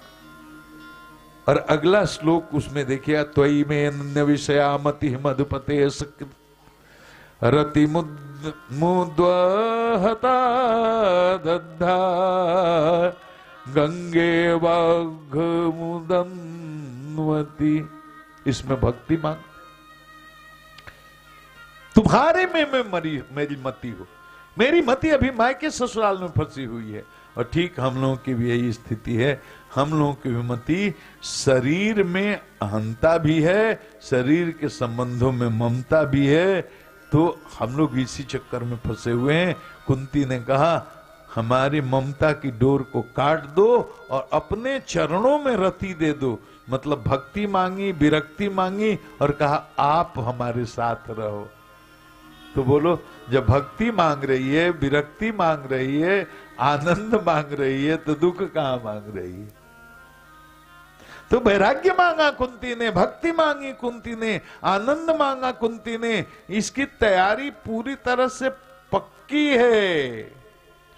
उपरति मांग लिया, भक्ति मांग लिया, दर्शन मांग लिया, यानी आनंद को ही जब मांग लिया तो विपत्ति किधर रही? अब विपत्ति है क्या? कह हनुमंत विपत्ति प्रभु सोई, कह हनुमंत विपत्ति प्रभु सोई, जब तव सुमिरन भजन होई, जब तव सुमिरन भजन होई। बड़ा भावुक होकर कुंती ने प्रार्थना किया है, और भगवान कृष्ण को रुकना पड़ा, नहीं जा पाए उस दिन द्वारिका। बोले बुआ तुम्हारा इतना प्रेम है, चलो मैं तुम्हारे साथ कुछ रहता हूं कुंती के भवन। इधर देखिए युधिष्ठिर जी की स्थिति ऐसी है कि युद्ध में विजय के बाद युधिष्ठिर को बड़ा शोक हुआ है, और इसका बड़ा विस्तार से श्रीमद् भागवत में इसकी चर्चा की है व्यास जी ने। अब ये इनको न खाना पीना अच्छा लगता, अकेले बैठ करके रोते रहते हैं, बड़े शोक में हैं, और अपने को दोषी मानते हैं। मेरे कारण इतने लोग मारे गए, मेरे कारण इतनी माताएं विधवा हो गईं, इतनी बहनें बिना भाई के हो गईं, ये धरती वीरों से खाली हो गई, इतने लोगों का रक्त बहा, ये सब मेरे कारण हुआ। अगर मुझे सत्ता का लोभ नहीं होता तो ये महाभारत नहीं होता। अरे बहुत लोगों ने समझाया, महाराज आप तो साक्षात धर्मराज हो, आपने तो कुछ भी नहीं किया, आपने कोई अनैतिक आचरण नहीं किया, आपने कोई अधर्म नहीं किया, आपने कोई पाप नहीं किया, आपके कारण ये महाभारत हुआ भी नहीं। ये तो धर्म और अधर्म के बीच का संघर्ष था जिसमें धर्म की विजय हुई है। लेकिन युधिष्ठिर का शोक जाता ही नहीं। देखो ऐश्वर्य युधिष्ठिर के प्रारब्ध में है, और प्रारब्ध से आया है। अब प्रारब्ध पर एक बात हमको याद आती है, किसी संत की कही हुई। दो गुरु भाई थे, अब गुरु जी इन दोनों को दीक्षा दी, ब्रह्म विद्या की दीक्षा दी। अब संयोग की बात, एक महंत हो गए, एक विरत सन्यासी हो गया, जंगल में रहते हैं, फल फूल कंदमूल फल खा करके भजन करते हैं, शरीर एकदम क्षीण हो गया, दुबले हो गए। दूसरे महंत हैं तो हजारों दास दासियां हैं, हजारों गायें हैं, धन है, महल है, रहते हैं, मक्खन मलाई खाते हैं, शरीर हिष्ट पुष्ट हो गया। लेकिन वो भी विरक्त हैं, हृदय से ऊपर से लगते हैं, लेकिन भीतर से वो बहुत जगे हुए हैं, रोज साधना करते हैं। मन राखूं जहाँ कृपा निधाना, अंतःकरण से वो अपनी जगह पर हैं, रोज साधना करते हैं, रोज उनका समर्पण पक्का है, उनकी निष्ठा पक्की है, उनकी भक्ति सच्ची है। एक दिन विरक्त सन्यासी को 15-20 साल के बाद मन में जिज्ञासा हुई, जरा देखें गुरु भाई क्या कर रहा है। घूमते फिरते आए, देखे बाप रे बाप, गुरु भाई तो राजा बन के बैठा हुआ है, हजारों एकड़ में घर है, मकान है, दास है, दासी हैं, गाय है, घी है, मक्खन है, खा खा करके पहलवान बना हुआ है। सबके सामने तो नहीं, लेकिन एकांत में हुए तो बोले कि गुरु भाई तेरा तो पतन हो गया। गुरु भाई ने कहा कि ऐसे मेरा पतन क्यों हुआ भाई? बोले देखो मेरे को गुरुजी ने दीक्षा दी, मैं जा करके वैरागी की तरह विरक्त की तरह जंगल में रहकर कंद फूल फल खा करके और ठाकुर जी का भजन करता हूं, और तू तो भोग में फंस गया। यहाँ खीर और पूड़ी माखन मलाई खा खा करके देखो देह कितना फुला लिया है, दास दासियों की सेवा, गाय भैंस, इतना प्रॉपर्टी, ये मजे ले रहा है तू। समझाया उसने कि देखो भैया ये मेरा प्रारब्ध है, ये मैंने लिया नहीं है। मैं सब कुछ मेरे पास है, लेकिन इसमें मेरी कोई रति नहीं है, मेरी अनुरक्ति नहीं है, मेरा मन कहीं फंसा नहीं है, मैं वही हूं जहां तुम हो। तो जो विरक्त सन्यासी थे हंसने लगे कि बहुत वेदांत की बात हमको पढ़ा रहे हो, छोड़ दोगे? बोला कि छोड़ा हुआ है, मन से छोड़ा हुआ है, पकड़ा ही नहीं हुआ है, तो छोड़ने की क्या बात है? कि छोड़ो, चल मेरे साथ। बोले चलिए। जैसे था वैसे ही छोड़कर चल दिए। अब चल दिए तो जंगल में गए, विरक्त साधु ने कुटिया बना दी, अकेले रह भजन कर, कंद फूल खा। तब पता चला कि मानती क्या होती है और सन्यासी का जीवन कैसा होता है।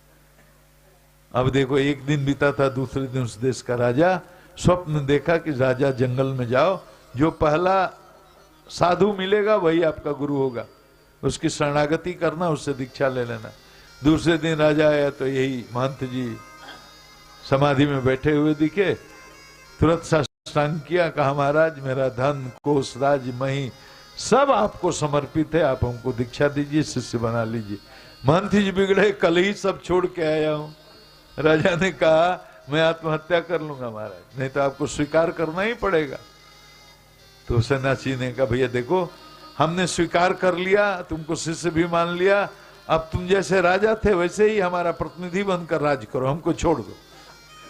तो उसने कहा ठीक है महाराज, तो थोड़ी हमारी व्यवस्था भी आपको स्वीकार करनी पड़ेगी। क्या? तो हम राजा हैं तो मेरी भी आज्ञा चलेगी ना, आप पर चलेगी कि नहीं? नहीं, तुम्हारे राज्य के अंदर है तो भाई हम पर भी चलेगी। तो कही महाराज आपसे इतने अनुरोध है, आप मेरी व्यवस्था में रहो। बोले ठीक है। सोने का महल बनवा दिया, सोने का रथ रख दिया, 1000-2000 दांत दांती रख दिया। गुरु भाई 5 साल के बाद बोले देखें अब जंगल में तो ये कंदमूल फूल खा करके ये भी सूखा हो गया। आए देखे तो सोने का महल, सोने का रथ, दास दासी। कहा भैया ये कहां से जंगल में ये सब चमत्कार कहां से हो गया? उसने कहा कि यही बात आपको समझा रहे थे महाराज गुरु भाई कि ये मेरा प्रारब्ध है, मुझको भोगना पड़ेगा, चाहे जंगल में जाऊं चाहे। तो सारांश ये है माई, जो प्रारब्ध में नहीं है वो नहीं मिलेगा, ये पक्का बात जान दो। पुरुषार्थ आवश्यक है, लेकिन पुरुषार्थ से सब कुछ मिल जाएगा ये संभव नहीं। पुरुषार्थ के साथ साथ प्रारब्ध भी होना चाहिए। अब सब 1 लाख लोग पढ़ते हैं IAS IPS होने के लिए, तो होते तो कोई 150 हैं। लाखों आदमी प्रधानमंत्री बनने की रेस में है, होता कोई एक है। लाखों आदमी मुख्यमंत्री बनना चाहता है, होता कोई एक है। पुरुषार्थ करना जरूरी है, इसका मतलब ये नहीं पुरुषार्थ छोड़ दो, लेकिन ईश्वर में निष्ठा रखो, गुरु में निष्ठा रखो, और ये पक्का विश्वास रखो कि अगर जो चीज प्रारब्ध में नहीं है वो नहीं मिलेगी, और जितनी है प्रारब्ध में उतनी ही मिलेगी। व्यास जी, ठगी करने से, प्रपंच करने से, चोरी करने से, डकैती करने से, कत्ल करने से कुछ नहीं होगा। जो प्रारब्ध में है वही। बहुत लोग कहते हैं आजकल पाप ही फल रहा है। पापी के उत्कर्ष को देख करके लोग कहते हैं देखिए कलयुग है, पाप फल रहा है। वो पाप नहीं फल रहा है। पापी के उत्कर्ष से ये सोचो कि पूर्व जन्म के उसके संचित पुण्य हैं जो उसको फल दे रहे हैं। जिस दिन वो पुण्य समाप्त हो जाएंगे वो धड़ाम से नीचे गिरेगा और उसका पतन हो जाएगा। जितने लोग ऊंचे ऊंचे पदों पर बैठे दिखाई देते हैं, इस जन्म का केवल पुरुषार्थ उनका नहीं है, पूर्व जन्म का प्रारब्ध भी है। युधिष्ठिर शोक में है कि ऐश्वर्य लेकर क्या करेंगे। सबने उपदेश दिया, किसी का उपदेश उनको लगा नहीं। कृष्ण भगवान बोले, गए देखे रो रहे हैं युधिष्ठिर। बोले क्या हुआ? बोले कि मेरे कारण महाभारत हो गया, अब मैं राजा ही बन करके क्या करूंगा। तो कृष्ण जी समझ गए मेरे पति तो इनका भाई वाला, छोटा भाई वाला भाव है। मैं भी उपदेश करूं तो समझेंगे नहीं। तो भीष्म के यहां लेकर के गए हैं और भीष्म के अंतःकरण में प्रवेश करके भगवान ने उपदेश दिया है। भीष्म पड़े हुए कहां? युद्ध भूमि में इच्छा मृत्यु उनको प्राप्त है। सारे शरीर में हजारों तीर लगे हुए हैं और तीरों की सैया पर लेटे हुए, असह्य वेदना पीड़ा है। भगवान पांडवों को लेकर के गए, द्रौपदी भी गई है, सारे पांडव गए हैं। और जैसे अर्जुन को देखा, अर्जुन ने प्रणाम किया, कहा अरे वो कहां हैं? कौन? अरे जिनको सखा कहते हो, कभी मित्र कहते हो, कभी सारथी कहते हो, कभी भाई कहते हो, कहां है?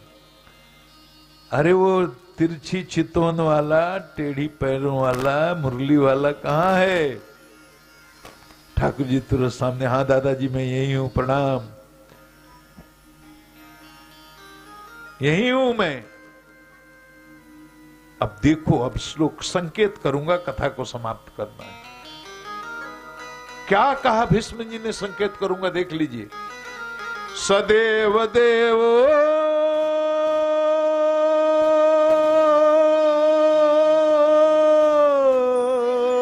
भगवान प्रतीक्षता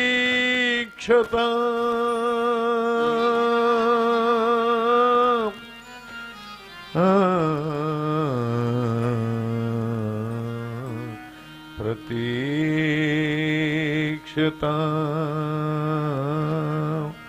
सदेव देव भगवान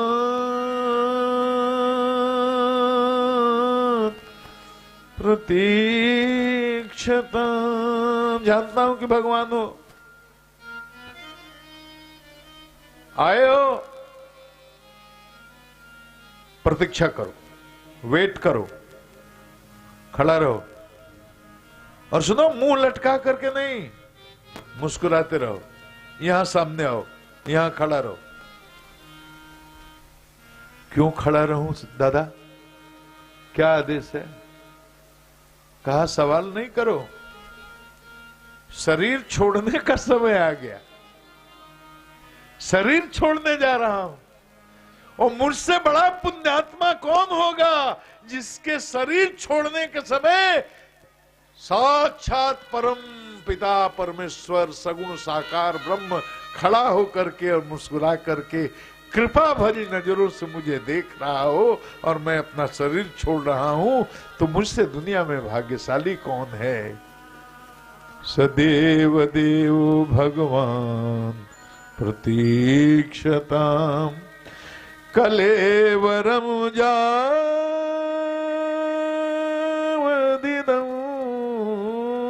हिनोम्यं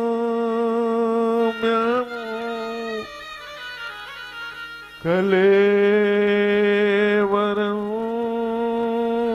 जावदिदं हिनोम।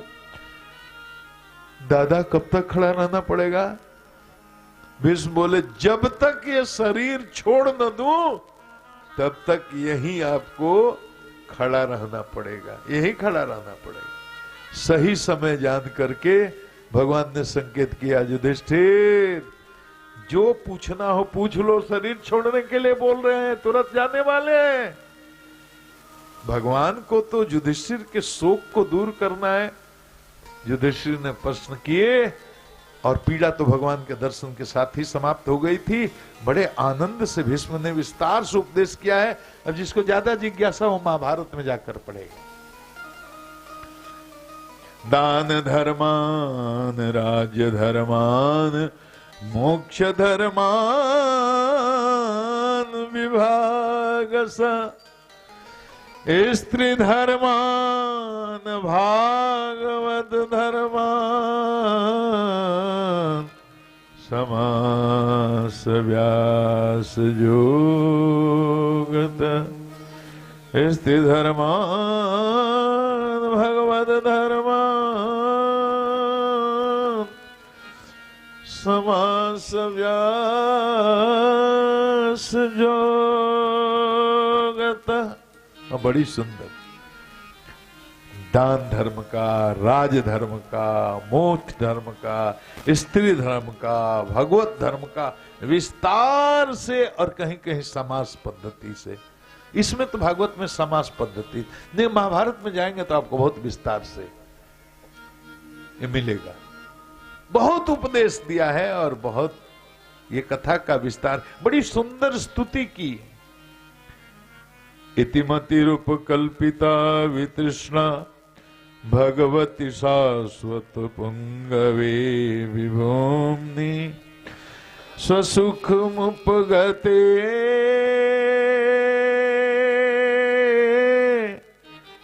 क्वचित् विहर्तु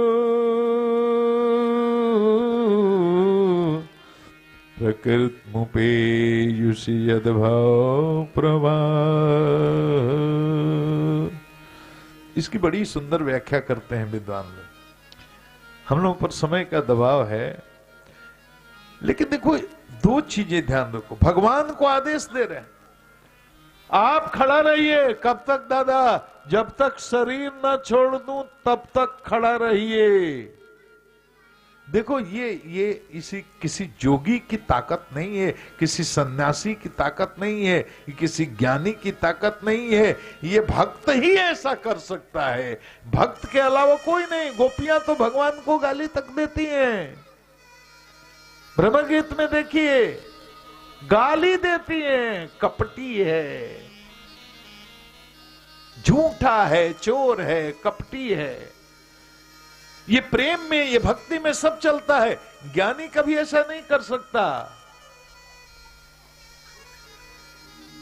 भगवान तो ऊपर से देखते हैं ज्ञानी की तरह, ऊपर से देखते हैं कर्मयोगी की तरह, लेकिन विशुद्ध भक्त हैं ये तपस्या से नहीं हो सकता ये बल, ये केवल प्रेमा भक्ति का बल है। इसीलिए भीष्म देखते भले ही कर्मयोगी की तरह हो, लेकिन वे विशुद्ध भक्त हैं। और उनकी ये स्तुति जो है इतिमति रूप कल्पिता विधिष्णा, इसे प्रमाणित भी करती है। कहते हैं मैं ये मति तुमको दे रहा हूं, मेरी बुद्धि, मतलब अपना समर्पण क्या करना है बताओ। मई मन आधस्वमयी बुद्धि निवेशय। मन बुद्धि तो भगवान मांगते हैं ना, और क्या भगवान को देना क्या? हमारे पास क्या दे सकते हैं भगवान? हमारे पास जो है मटीरियल है, भौतिक है, प्रकृति है, जड़ है, असत है। क्या दोगे भगवान को? जो फूल आप चढ़ाते हो वो भी मटीरियल है, भौतिक है, प्राकृत है। भगवान को देने के लिए क्या है हमारे पास? कुछ भी नहीं है। इन चीजों को नहीं, वो कहते हैं मन दे केवल अपना। तेरा मन भी माइक है, मुझे ये पता है। वो पापी है, रजोगुणी है, तमोगुणी है, जैसा भी है, तू विशुद्ध हृदय से मेरी शरणागति कर, और जैसा तेरा मन है, मेरा मन, अपना मन मुझे दे दे, मुझे अपना सर्वस्व मान ले। यही तो शरणागति है। भीष्म एकमात्र ऐसे भक्त हुए हैं जिन्होंने कहा मेरी मति जो है ना, इसके लिए सबसे अच्छा पति आज मिल गया, आपसे बढ़िया कोई पति नहीं होगा। मेरी बुद्धि को आप स्वीकार करो, मेरा चित्त, मेरा मन, ये उनका आत्मसमर्पण है, ये शरणागति है भीष्म की। मुझे आप स्वीकार करो। और मैं आपको इस बात की गारंटी, किसी भक्त ने दुनिया में ये बात नहीं कही होगी। सूरदास को ले लो, तुलसीदास को ले लो, एकाराम को ले लो, तुकाराम को ले लो, एकनाथ जी को ले लो, रैदास को ले लो, जितने भक्त हैं, किसी भक्त ने ये बात नहीं कही होगी जो भीष्म जी ने कही कि इतिमति रूप कल्पिता। मैं गारंटी ले रहा हूं इस बात की कि मेरी मति में, मेरी बुद्धि में कोई तृष्णा है ही नहीं। मैं इस बात की गारंटी ले रहा हूं कि मेरी ये मति, ये चित्त जो आपको समर्पित करने जा रहा हूं, ये हमारा जो चित्त है, हमारी मति, हमारा अंतःकरण है, ये पूरी तरह से ये निरुद्ध चित्त, इसमें किसी प्रकार का कोई तृष्णा नहीं है, कोई भी तृष्णा नहीं है। और आप जानते हैं सबसे बड़ी तृष्णा क्या है? तुलसी भगवान थोड़ा सुंदर लिखा, अरे सुत बित लोक ऐसना तीनी, सुत बित लोक ऐसना तीनी, केही के मती इनकिन न मलिनी, किन के मती इनकिन न मलिनी, केही के मती किन न मलिनी। सुतेष्णा, सुत पुत्र का मोह, पुत्र के मोह में बड़े बड़े, अरे व्यास जी जैसा भगवान का अंश अवतार, सिद्धात्मा, अमलात्मा, विमलात्मा, जब सुखदेव जी चल दिए मोह में पीछे पीछे, हे पुत्र रुक जाओ करते हुए, पुत्र का मोह इतना है, पिता के हृदय में पुत्र के प्रति बहुत आसक्ति होती है। वो कुपुत्र समझ ही नहीं सकता इस बात को, नालायक है, कुपुत्र हो जाए, वो धुधकारी की तरह भी पुत्र हो और उसको कोई पिता के सामने गोली मारे, पिता का कलेजा खंड खंड हो जाता है, उसका कल्याण ही चाहता है, सब चाहता है हमको पुत्र हो। तो पुत्र की ये सना, वित्त की ये सना, और लोक यश की, यश, ये तो बड़े बड़े सिद्धों को, ज्ञानियों को भी नाम हो, जय जयकार हो, कंचन कामिनी यश।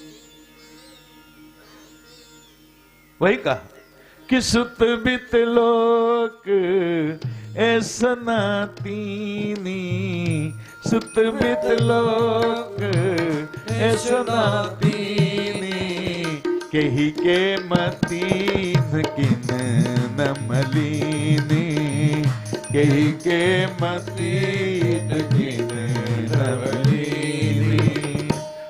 एक संत ने कहा, चाह चमारी चूकड़ी सब नीचों से नीच, मैं तो पूर्ण ब्रह्म था यदि चाह न होती बीच। चाह माने कामना, डिजायर्स, अनलिमिटेड डिजायर्स, सारे दुख का कारण इच्छाएं हैं, अनंत इच्छाएं, कामनाएं, ये भी हो जाए, ये भी हो जाए, ये भी हो जाए, ये भी हो जाए, ये भी हो जाए, ये भी हो जाए। भीष्म जी ने कहा, मैं गारंटी लेता हूं मेरे अंदर किसी तरह की कोई कामना नहीं है, कोई ऐसा नहीं है, न सुत की, न वित्त की, न यश की, कोई कामना नहीं है। ये मेरी बुद्धि है। इतिमति रूप कल्पिता वितृष्णा भगवत शाश्वत पुंगवे विभुन्नी, ये मेरी जो मति है पूरी तरह से तृष्णा से मुक्त है और आपको समर्पित करने योग्य है। आप इसका वर्णन करें। ये बहुत बड़ी स्तुति है और उसकी बहुत बहुत विशाल व्याख्या है।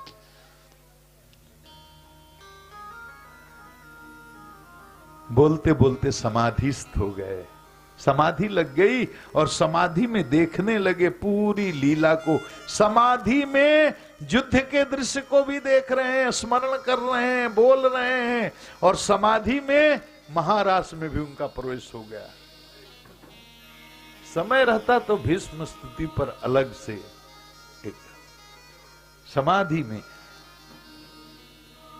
महारास में उनका प्रवेश हो गया। भगवान ने कहा, देखो आपने प्रतिज्ञा ली थी कि मैं शस्त्र नहीं ग्रहण करूंगा युद्ध में, अब मैंने प्रतिज्ञा ली थी आपको शस्त्र ग्रहण कराऊंगा, करा दिया ना। अर्जुन को बचाने के लिए आप रथ का पहिया लेकर के हमको मारने के लिए दौड़ गए, शस्त्र तो ग्रहण करा दिया ना। तो इसी पर हमने गा दिया है,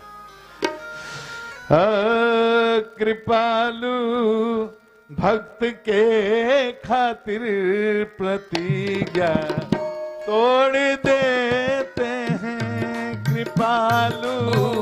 भक्त के खातिर प्रतिज्ञा तोड़ देते हैं कृपालु। भक्त के खातिर प्रतिज्ञा तोड़ देते हैं कृपालु।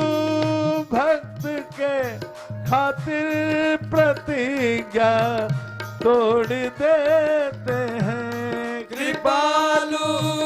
भक्त के खातिर प्रतिज्ञा तोड़ देते हैं। रहे बस मान सेवक का वो अपना छोड़ देते हैं। रहे बस मान सेवक का वो अपना छोड़ देते हैं। कृपालु। भक्त के खातिर प्रतिज्ञा तोड़ देते हैं। कृपालु। भक्त के खातिर प्रतिज्ञा तोड़ देते हैं। बहुत सुंदर प्रसंग है। युधिष्ठिर का महाप्रयाण हुआ। अब थोड़ी सी कथा और आगे की है, उसको सुनाते हैं। आओ अरे आओ सुनाए कृष्ण कहानी। आओ सुनाए कृष्ण कहानी। आओ सुनाए कृष्ण कहानी। है ब्रह्म विद्याए, है ब्रह्म विद्याए, है ब्रह्म विद्याए व्यास जी की बानी। आओ सुनाए कृष्ण कहानी। आओ सुनाए कृष्ण कहानी। आओ सुनाए कृष्ण कहानी। आओ सुनाए कृष्ण कहानी। बोलिए विश्व पितामह की जय, कृष्ण भगवान की जय। और देखो महाभारत का युद्ध, इधर परीक्षित का जन्म हो गया। बड़े बड़े ज्योतिषी आए, बड़ी बड़ी भविष्यवाणियां की, बड़ी अच्छी अच्छी बातें कहीं, बहुत विस्तार से लिखा हुआ है भागवत जी में। ऐसा चक्रवर्ती राजा होगा, पूरे देश दिग्दिगांतर में धर्मात्मा होगा, अमलात्मा होगा, महात्मा होगा, विमलात्मा होगा, साधु संतों की सेवा करेगा, बहुत बड़ा दानी होगा, बहुत बड़ा योद्धा होगा, पराक्रमी होगा, यशस्वी होगा, बहुत सारी बातें बताई। लेकिन एक बात बोली, इसकी मृत्यु तक्षक के काटने से। देखो बहुत लोग बोलते हैं कि ज्योतिष झूठा है, बकवास है। ज्योतिष विद्या तो वेद की विद्या है, वो झूठी कैसे हो सकती है? उसके जानकार 19-20 हो सकते हैं। कम ज्योतिष के नाम पर कोई ठगी कर सकता है, लेकिन ज्योतिष विद्या झूठी नहीं है। परीक्षित के जन्म के बारे में ज्योतिषियों ने जो भविष्यवाणी की वो सब हुआ। उन्होंने कहा कि इसकी मृत्यु तक्षक के काटने से होगी, और ये भी कहा लेकिन सांप के काटने से जीव की अधोगति होती है, लेकिन परीक्षित की अधोगति नहीं होगी। और इधर देखो एक और बात हो गई, विदुर जी लौटे। वो तो महाभारत के युद्ध के समय ही चौधरी जी विदुर जी चले गए थे। जब देखे कि महाभारत होगा तो संन्यास ले लिए, चले गए थे तीर्थाटन में। लौटे हैं, धृतराष्ट्र के यहाँ आए, बोले भैया जी क्या समाचार है? धृतराष्ट्र बोले बड़ा आनंद है, पांडव लोग बड़ा सम्मान करते हैं हमको, बिना रोज सवेरे आके प्रणाम करते हैं, रोज खाने पीने के लिए समय पर देते हैं, बड़ा सम्मान करते हैं। विदुर ने कहा कि बेशर्म हो गए हो, बिल्कुल लाज नहीं आती आपको? बड़ा कठोर शब्दों का इस्तेमाल भागवत जी में किया है। कहा कि कुत्ते की तरह रोटी कोई भीम आकर फेंक देता, ऐसे लिखा हुआ है कि कुत्ते की तरह भीम रोटी आकर फेंक देता है, उसको कहते हो कि इज्जत से खाना मिलता है? अरे तुम्हारे 100 पुत्रों के, नालायक पुत्रों के मोह के चक्कर में, इस नालायक दुर्योधन के मोह के चलते तुमने महाभारत करवा दिया। हजारों करोड़ों माताएं विधवा हो गई, तुम्हारे 100 पुत्र मारे गए और तुम्हारे कारण हुआ। ये तो पांडवों का शील है, संस्कार है कि वो तुमको रखे हुए हैं और तुम उनकी रोटी कुत्तों की तरह चबा चबा कर कहते हो कि बड़ा आनंद है। अरे किस लिए इस शरीर को बचा कर रखना चाहते हो? अब इस शरीर से कौन सा पाप और करना है? अरे अभी तो समय है, चेत जाओ। धृतराष्ट्र रोने लगे, भैया मेरा मार्गदर्शन करो, क्या करना चाहिए? विदुर जी ने हाथ पकड़ा, चलो मेरे साथ, ये वैराग्य लेने का समय है। गांधारी बोली, मैं भी चलूंगी। दोनों को रात में 12 बजे लेकर के बद्रीनाथ पहुंचा दिया। भजन करके आपको मालूम है धृतराष्ट्र ने अपना कल्याण कर लिया, गांधारी का भी कल्याण हो गया। ये गुरु तत्व है। बड़े से बड़े पातकी को भी उठा के कृपा हो जाए तो कहां पहुंचा दे। कल्याण हुआ है। युधिष्ठिर का भीष्म पितामह के उपदेश से शोक दूर हुआ तो राजा बने हैं, लेकिन अर्जुन तो बिना कृष्ण के रह ही नहीं सकते थे। तो कृष्ण भगवान जब चले गए द्वारिका तो अर्जुन भी चले गए उधर ही। 7 महीने हो गए, अभी तक लौटे नहीं है। अब युधिष्ठिर को अपशगुन होने लगे। भीम से बोल रहे हैं, भीम भैया इतना दिन हो गया अर्जुन लौट कर नहीं आए, ये क्या हुआ? सब मंगल तो है। तब तक अर्जुन आए, रोते हुए दिखे। युधिष्ठिर ने देखा मुंह लटका हुआ रोते हुए, अवाक रह गए। बोले क्या हो गया? किसी ने तिरस्कार किया क्या? क्योंकि क्षत्रिय का तिरस्कार होना बहुत बड़ी बात होती है। किसी ने तिरस्कृत कर दिया? अपनी प्रतिज्ञा करने में कहीं त्रुटि हो गई क्या? किसी शरणागत की रक्षा करने में चूक हो गई क्या? अगम्या से गमन हो गया क्या? मार्ग में छोटे लोगों से पराजित हो गया क्या? बालक वृद्ध रोगी को खिलाए बिना कहीं भोजन कर लिया क्या? इतने उदास क्यों हो? तुम्हारे चेहरे पर इतनी मायूसी क्यों है? अच्छा ये बताओ, हमारे भगवान श्री कृष्ण कुशल थे तो हैं, उग्रसेन भी बूढ़े हो गए हैं, उनकी कुशलता बताओ, बाकी लोगों की जदवंशियों की कुशलता बताओ। इतना कहना था कि अर्जुन तो फफक फफक के रोने लगे। वंचितो हम महाराज सरिता बंधुरूपिणा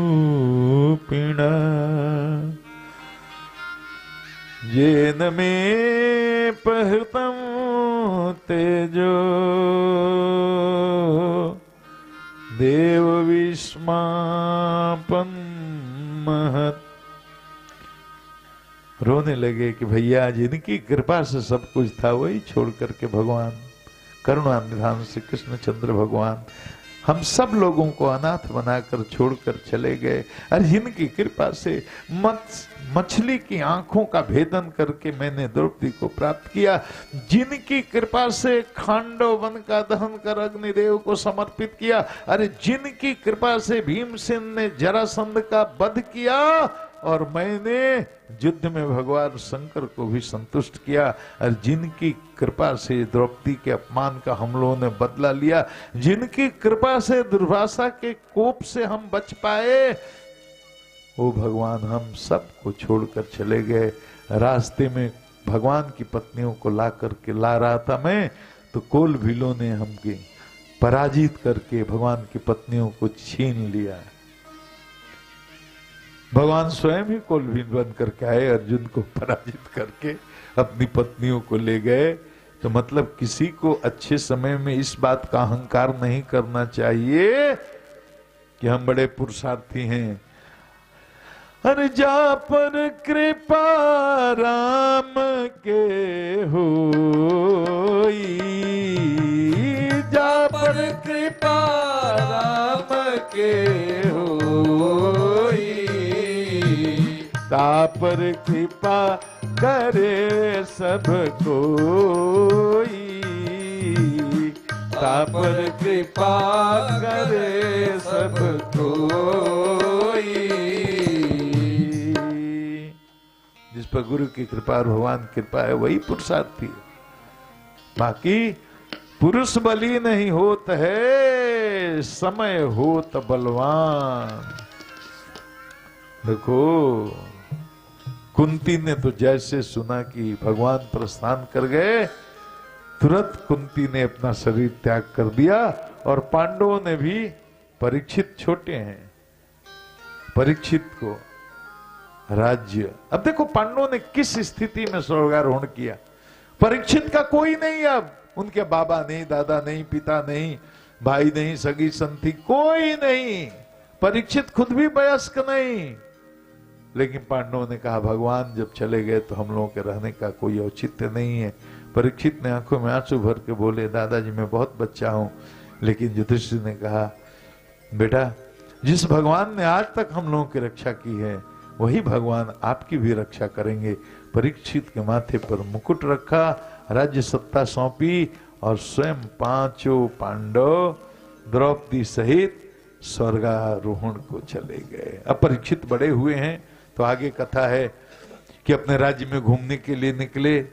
वो गाय बैल का संवाद वृषभ का, और पृथ्वी गाय बनी है और धर्म बैल बने हैं।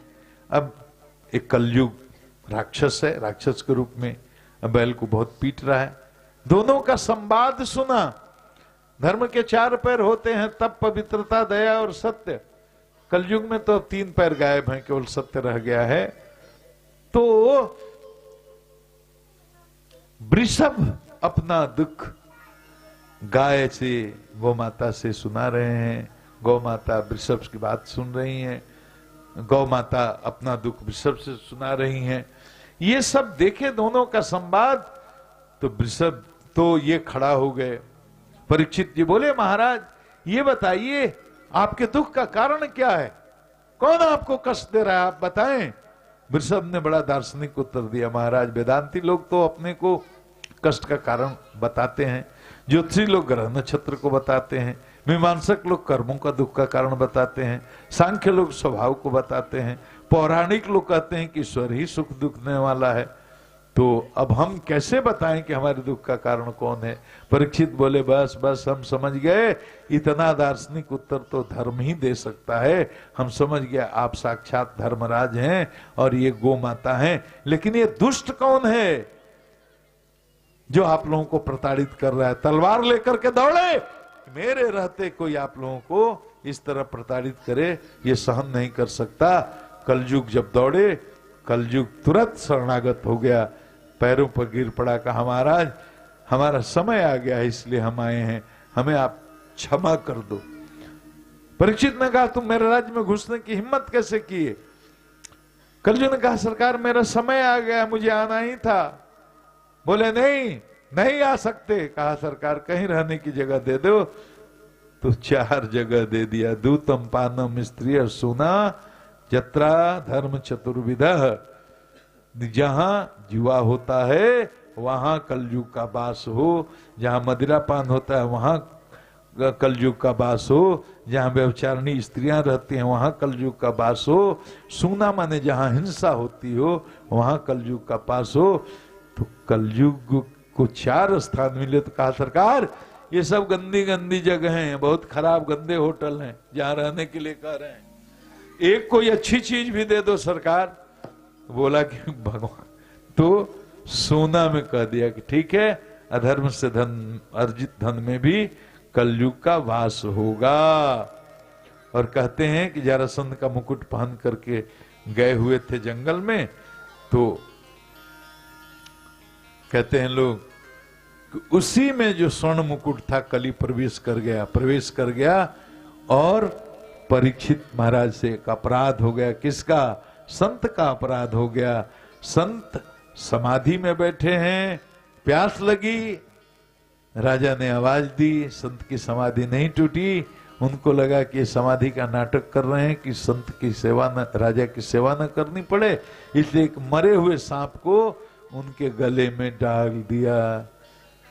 अब उनके पुत्र जो सिंगी ऋषि हैं वो कौशिकी नदी में स्नान कर रहे थे, तो उनको किसी ने कहा कि आपके पिता समीक ऋषि के गले में यहाँ का राजा परीक्षित मरा हुआ सांप डाल कर गया है कौशिकी नदी में। उतर करके बालक ने हाथ में लेकर के जल और संकल्प करके और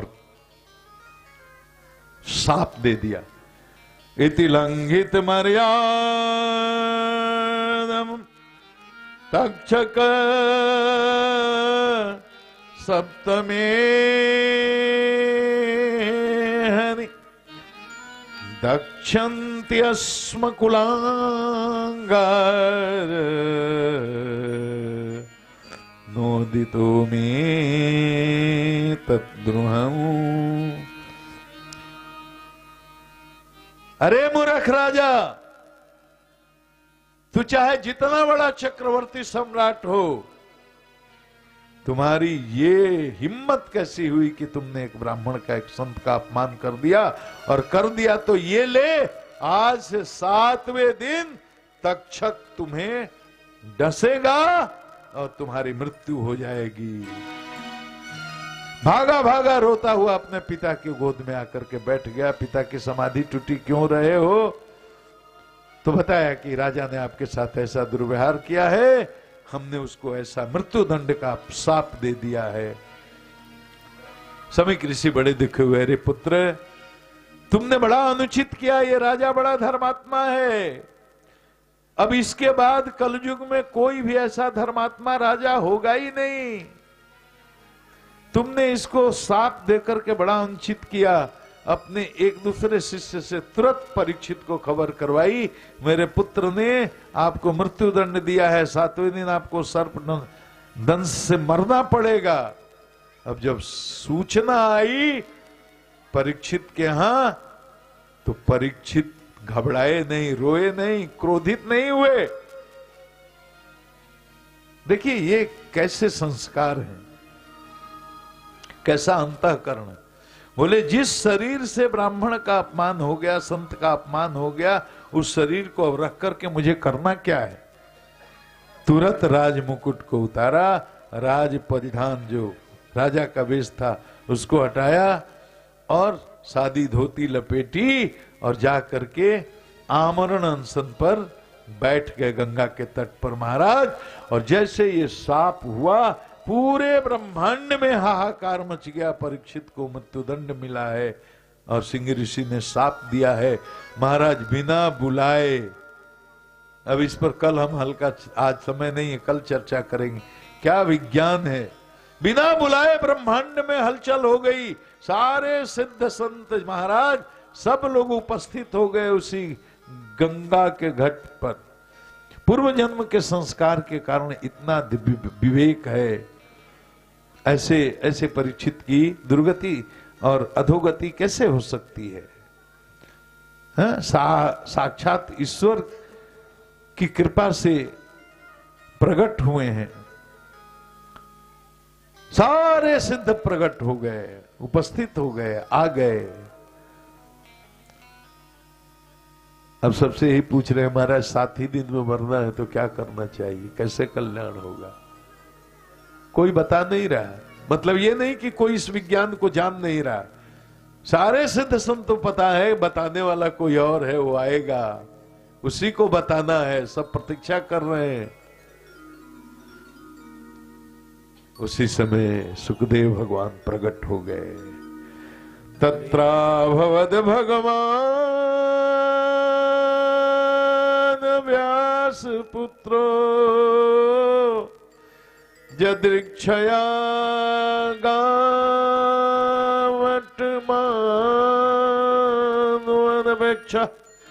अलक्षलिंगो निजलाभतुष्टो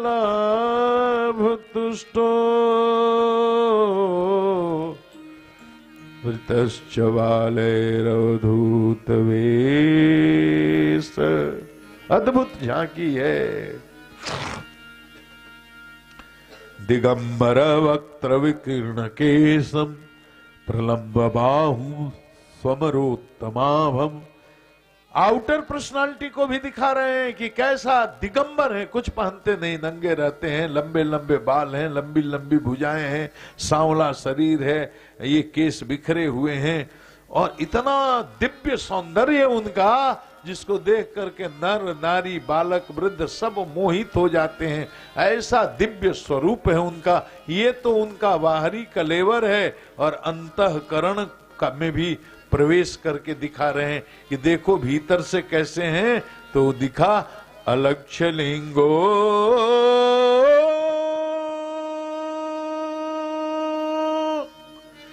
निज लाभ तुष्ट। अलक्ष्य लिंग का मतलब उनको स्त्री पुरुष का भेद भी नहीं मालूम है। कौन स्त्री है कौन पुरुष है इसका भी उनको ज्ञान नहीं है। इतने बड़े सन्यासी विरक्त हैं। अलक्ष्य लिंगो निज लाभ तुष्ट, माने आत्मा राम है, अपने आप में रमण करते हैं, दुनिया से कोई मतलब नहीं। वृतश्च बाले रवदूत वेश। आ गए, कौन आ गए? परीक्षित जी आ गए। देखो पूर्व जन्मों के संस्कार हैं। पूर्व जन्मों के संस्कार ने आज परीक्षित के सामने जब मृत्यु का संकट उपस्थित हुआ तो साक्षात सुखदेव भगवान को प्रकट कर दिया। बड़ी अद्भुत झांकी है। क्या टाइम हुआ? अच्छा, थोड़ा देर और चलो। तो आइए सुखदेव जी बोले सुखदेव भगवान की। हरि की कथा सुनाने वाले, प्रभु की कथा सुनाने वाले, तुमको लाखों प्रणाम, तुझको लाखों प्रणाम। हरि की कथा सुनाने वाले, प्रभु की कथा सुनाने वाले, तुझको लाखों प्रणाम, तुझको लाखों प्रणाम, तुझको लाखों प्रणाम, तुझको लाखों प्रणाम।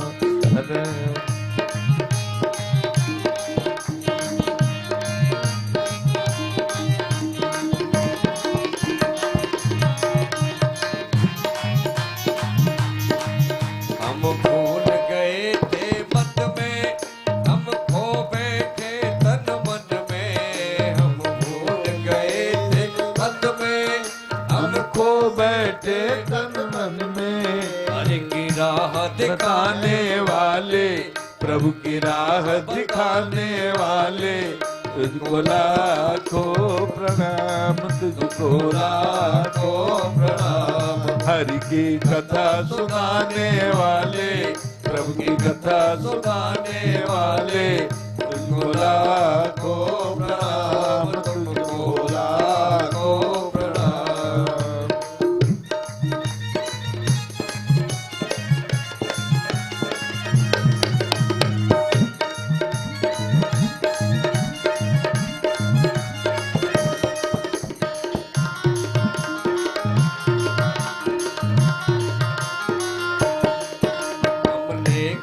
विष का प्याला जा रहे थे यम के गाला। हम लेकर विष का प्याला जा रहे यम के गाला। हम लेकर विष का प्याला जा रहे थे यम के गाला। हम लेकर विष का प्याला जा रहे थे यम का गाला। प्रभु सुधा पिलाने वाले, अमृत पान कराने वाले, तुझको लाखों प्रणाम, तुझको लाखों प्रणाम। हरि की कथा सुनाने वाले, प्रभु की कथा सुनाने वाले, तुझको लाखों प्रणाम, तुझको लाखों प्रणाम, तुझको लाखों प्रणाम, तुझको लाखों प्रणाम।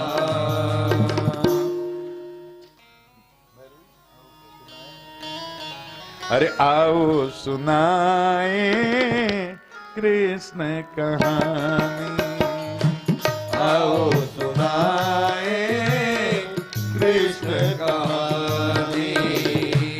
है ब्रह्म विद्याए, है ब्रह्म विद्याए, कृष्ण की बानी।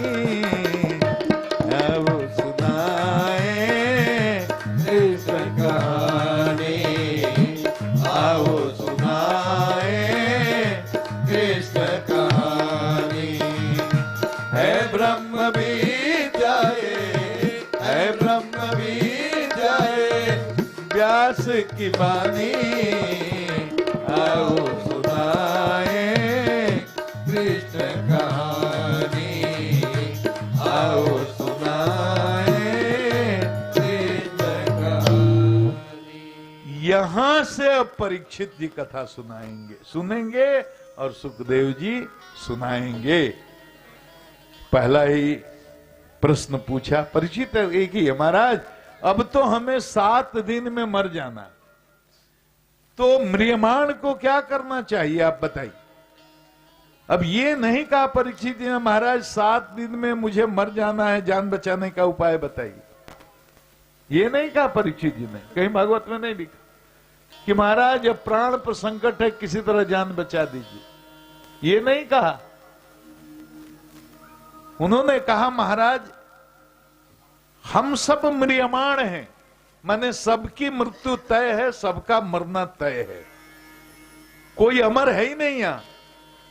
चाहे चक्रवर्ती सम्राट हो या रोड का भिखारी हो, कोई हलवा और मालपुआ खा के मरे या कोई सातू पीकर मरे, लेकिन मरना तय है। आया है सो जाएगा राजा रंग फकीर, जाना तय है। तो जो म्रियमाण है उसको करना क्या चाहिए। जैसे ये प्रश्न किया प्रसन्न हो गए, गदगद हो गए, सुखदेव जी गदगद हो गए। देखो लोकहित के लिए कोई जो प्रश्न किया जाता है, रामचरितमानस का भी प्रसंग बड़ा दिव्य है।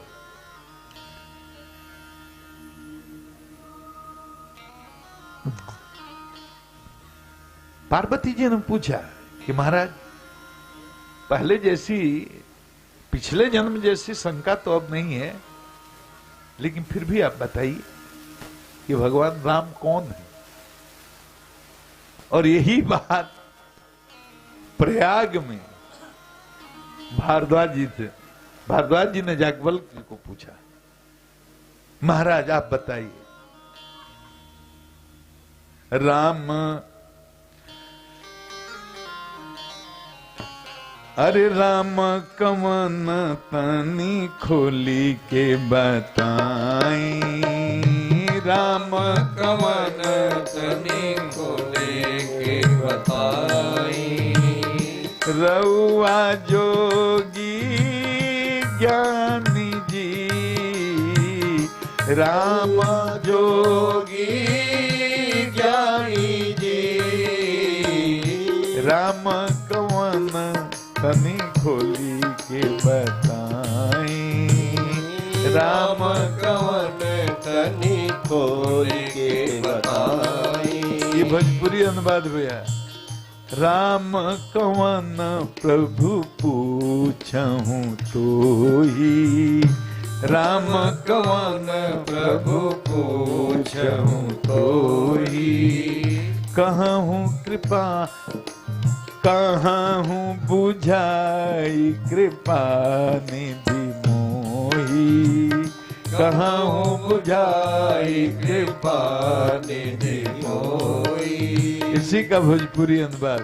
राम कवन तनी खोली के बताई, राम कवन तनी खोली के बताई, रउआ जोगी ज्ञानी जी, रउआ जोगी ज्ञानी जी, राम कवन तनी खोल के बताई, राम कवन तनी खोल के बताई। जागवल जी ने कहा कि बड़े होशियार हो आप, जानव चाहे राम गुण गुहा, आपको सब पता है, आप राम की कथा सुनना चाहते। उसी तरह से परीक्षित ने जैसे ही कहा महाराज मेरे रामायण को क्या करना चाहिए, सुखदेव जी प्रसन्न हो गए। बरियान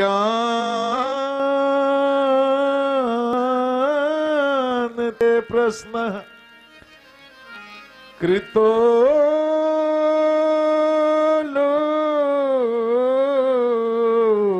लोकहितं नृप,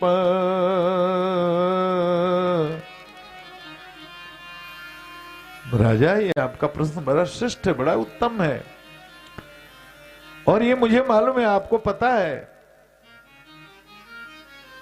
क्योंकि आप कोई मामूली श्रोता नहीं है, मामूली जजमान नहीं है, मामूली भक्त नहीं है, मामूली शिष्य भी नहीं है, मामूली जिज्ञासु भी नहीं है। मैं तो जानता हूं आप वो हैं जिनको ठाकुर ने गर्भ में दर्शन दिया है। तो आप तो आत्मस्थ जीव हो, आपको मृत्यु का कोई भय नहीं है।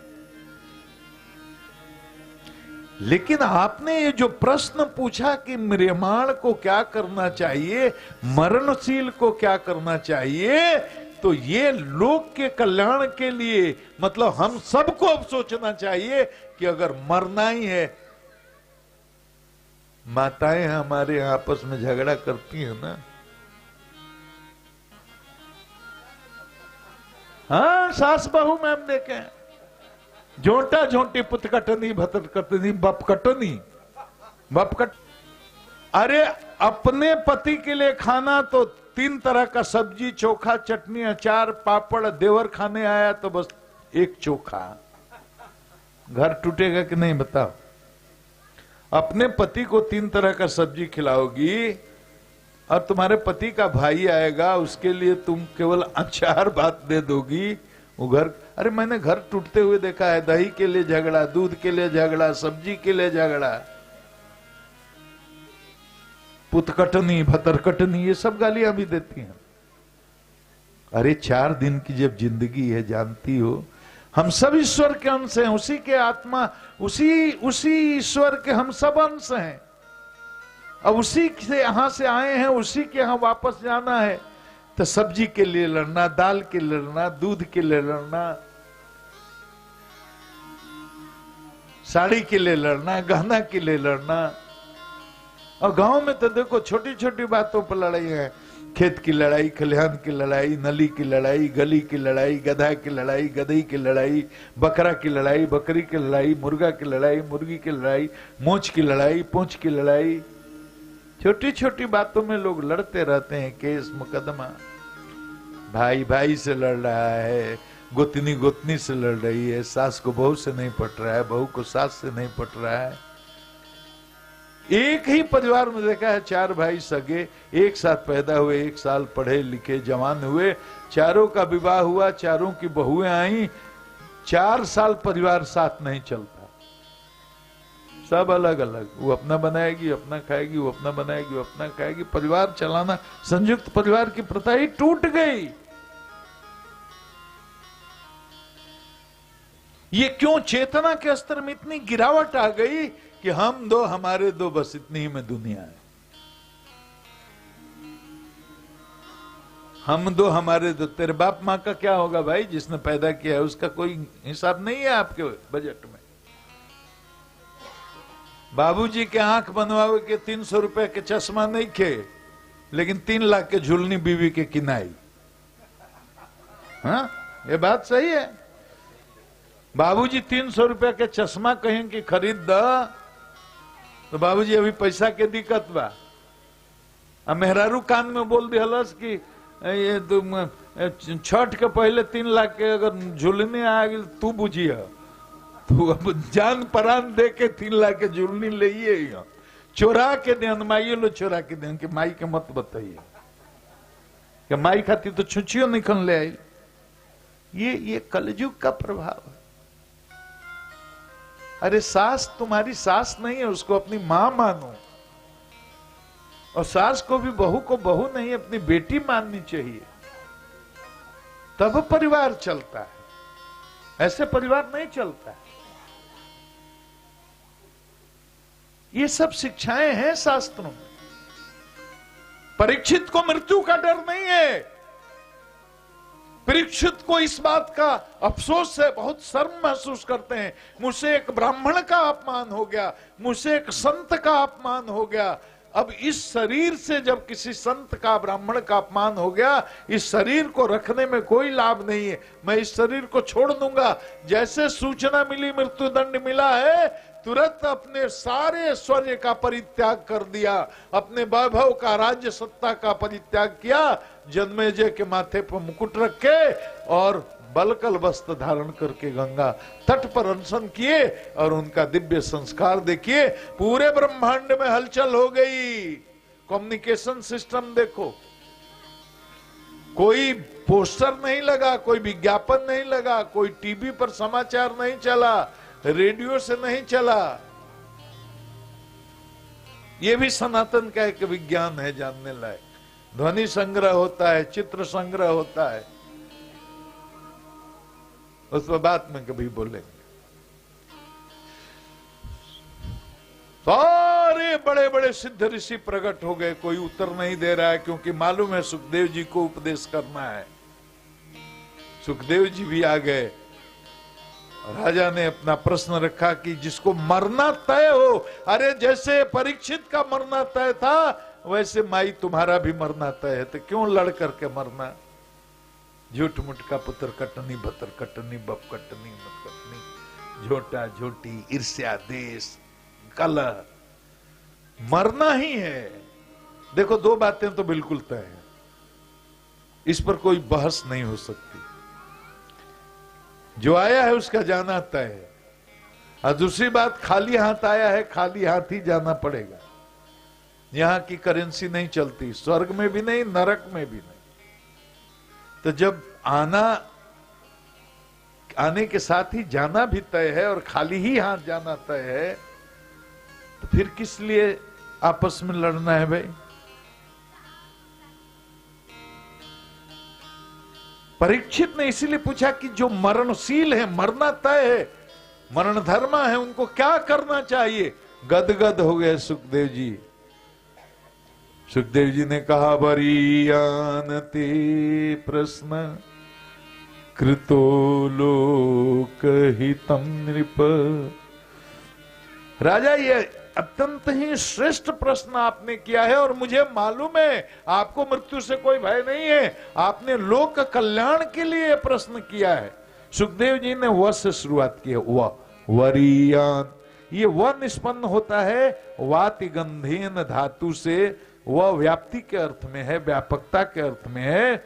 व्यापकता का वाचक है, शांति का भी वाचक है और सातत्य का भी वाचक है। एक ऐसा सातत्य जिसमें गंध है, ब्रह्मगंध।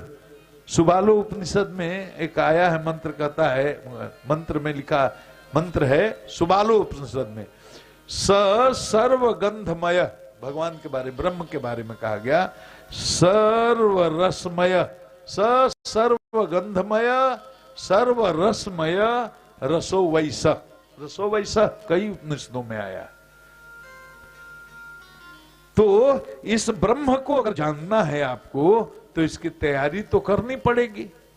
तो मरण धर्मा को क्या करना चाहिए?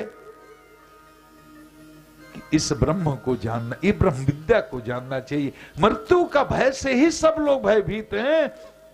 इस मृत्यु के विज्ञान को जानना चाहिए। इस मृत्यु के भय से मुक्त होने का एक ही तरीका है, जो मृत्यु का देवता है, उसका जो मालिक है, तो कालों का काल परम परमेश्वर, उसको समझना चाहिए, उसकी शरणागति लेनी चाहिए, तो मृत्यु का भय समाप्त हो जाता है। तस्माद् भारत सर्वात्मा भगवान ईश्वरो हरि श्रोतव्यः कीर्तितव्यश्च स्मर्तव्यश्चिक्षता भयम्। श्रवण, कीर्तन और स्मरण, ये तीन टूल दिए। सुनने से क्या होता है, कीर्तन करने से क्या होता है, स्मरण करने से क्या होता है, इससे मन बनता है, चित्त में संस्कार बन। जो सुनोगे बार बार एक ही चीज को सुनते सुनते सुनते सुनते सुनते कान के रास्ते, वह बात अंतःकरण में, चित्त में जाकर के बैठती है। तो सुनने से स्वरूप का स्मरण होता है, बार बार सुनोगे, बार बार सुनोगे, बार बार सुनोगे, बार बार गाओगे तो चित्त में वो बात जाकर के चिपक जाएगी, फिर उसका स्मरण होने लगेगा। तो श्रवण का अपना महत्व है, स्मरण कीर्तन का अपना महत्व है और स्मरण का अपना महत्व है। इससे मन बनता है, अंतःकरण बनता है, और अंतःकरण बनने का मतलब अंतःकरण की चित्तवृत्ति की जो अशुद्धि है वो नष्ट होती है। इसलिए बाबा ने भी लिखा है इस बात को, इस टूल को भागवत से उठा करके बाबा ने भी हूबहू इसी का समझिए कि अनुवाद ही कर दिया। राम ही सुमीरिय गाय राम ही संतत सुनिय राम गुण ग्राम। लेकिन ये सुनना आसान नहीं है, सुनने के लिए भी मन बनाना पड़ता है, और मन बनाने से ही, सुनने से मन बनता है, लेकिन सुनने के लिए मन बनाना भी पड़ता है। माने ये सुनना भी कर्म है, बोलना गाना भी कर्म है, स्मरण भी करना भी कर्म है। तो तीनों कर्म हैं। तो जब हम श्रवण करेंगे, कीर्तन करेंगे, स्मरण करेंगे तो इसकी स्मृति बनेगी, उस स्मृति से संस्कार बनेंगे और धीरे धीरे वही हमारा स्वभाव हो जाएगा, जिससे हमारी चित्त शुद्धि होगी और भगवत्ता प्रकट होने लगेगी, भीतर रस चूने लगेगा।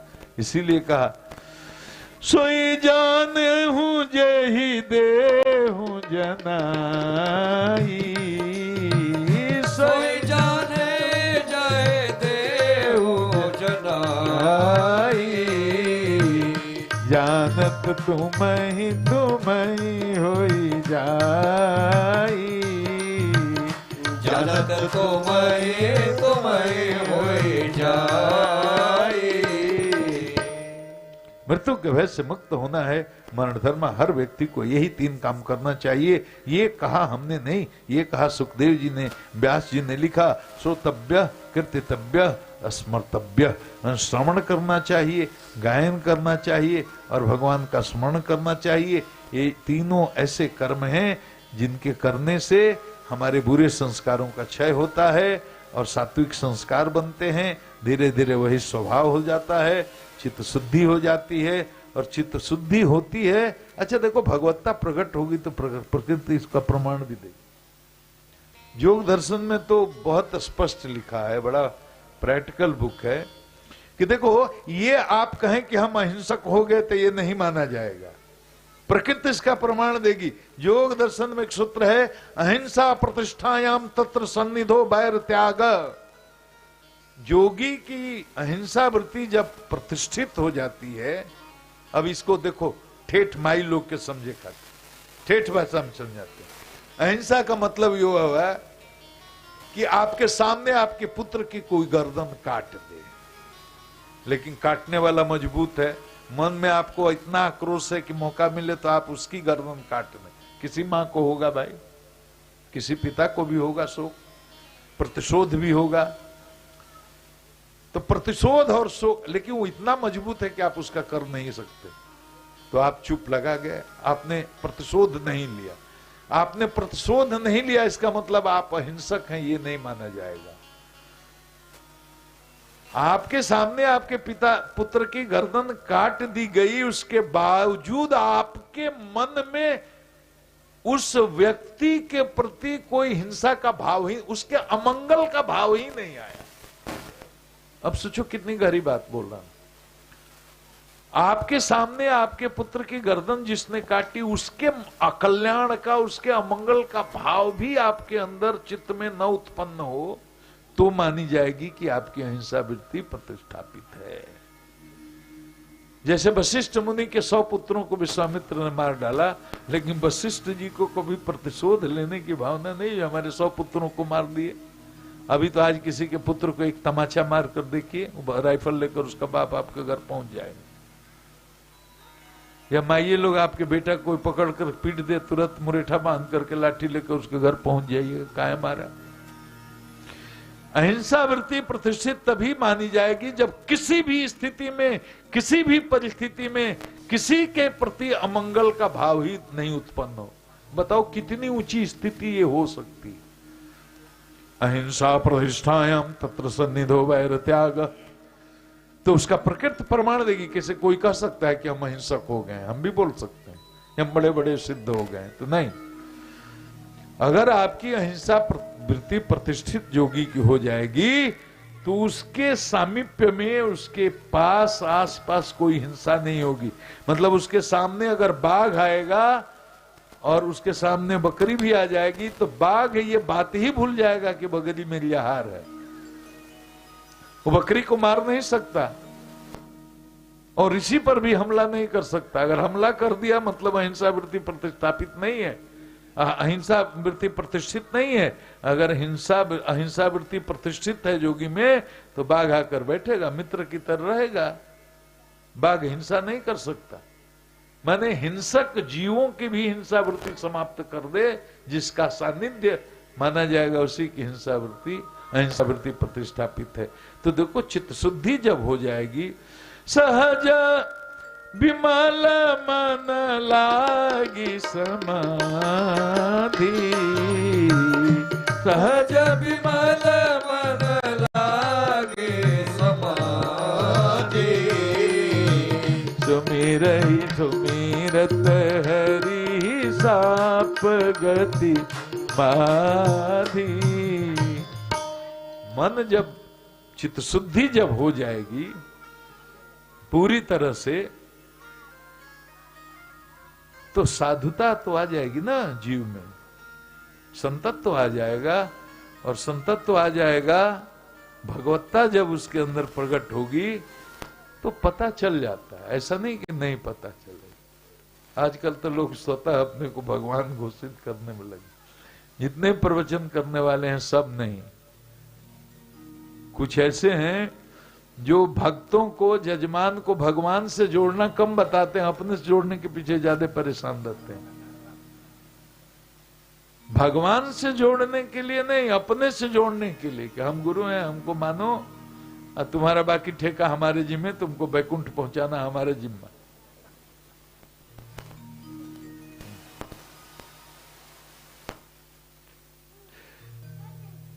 तो देखो, इस प्रश्न से बड़े प्रसन्न हुए सुखदेव जी और उन्होंने टूल दिया कि देखो, मृत्यु के भय से मुक्त होना है तो दूसरा कोई रास्ता नहीं है। ईश्वर को जानना होगा, ईश्वर की शरणागति करनी होगी। ईश्वर के प्रति प्रेम ही नहीं होता महाराज, क्या करें? कहे कि एक तरीका है, टूल देते हैं, श्रोतव्य कृतितव्य च स्मर्तव्य च क्षता भयम। एकदम धीरे धीरे शुरुआत करो, कथा श्रवण करो, कथा गाना शुरू करो, भगवान के नाम का स्मरण, भगवान नाम जप करना शुरू करो। धीरे धीरे धीरे धीरे धीरे धीरे करते करते करते करते करते करते करते करते यही स्वभाव हो जाएगा और धीरे धीरे धीरे चित्तवृत्ति की शुद्धि भी हो जाएगी। महाराज ये मन लगाकर करना पड़ेगा ना, तो मन रहेगा तभी तो। अरे मन से न सुना जाता है, कान से थोड़े, कान इंद्रिय है लेकिन कान के साथ मन का जब तक संयोग नहीं होगा तब तक सुनना नहीं हो पाएगा। आंख देखती है लेकिन इसके साथ मन नहीं जुड़ेगा तब तक आप देख नहीं सकते हैं। अगर मन यहां नहीं है तो मन का सहयोग नहीं तो सामने से बारात चली जाएगी, आपको दिखाई नहीं पड़ेगा। आप किसी को आवाज तेज दे रहे हैं, बगल में आदमी बैठा हुआ वो सुनता ही नहीं क्योंकि कहीं और खोया हुआ।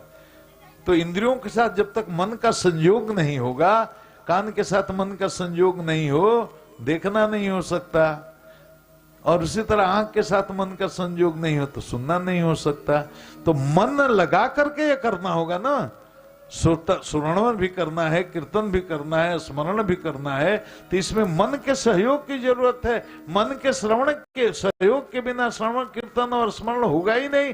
तो परीक्षित ने कहा महाराज ये मन कैसे हम बनाए कि वो भजन करने लायक हो जाए। तो उसके भी टूल आए, जीता सुनो जीत श्वासो जीत संगो जितेंद्रिय, स्थूल भगवतो रूपे मनः संधारयत धिया।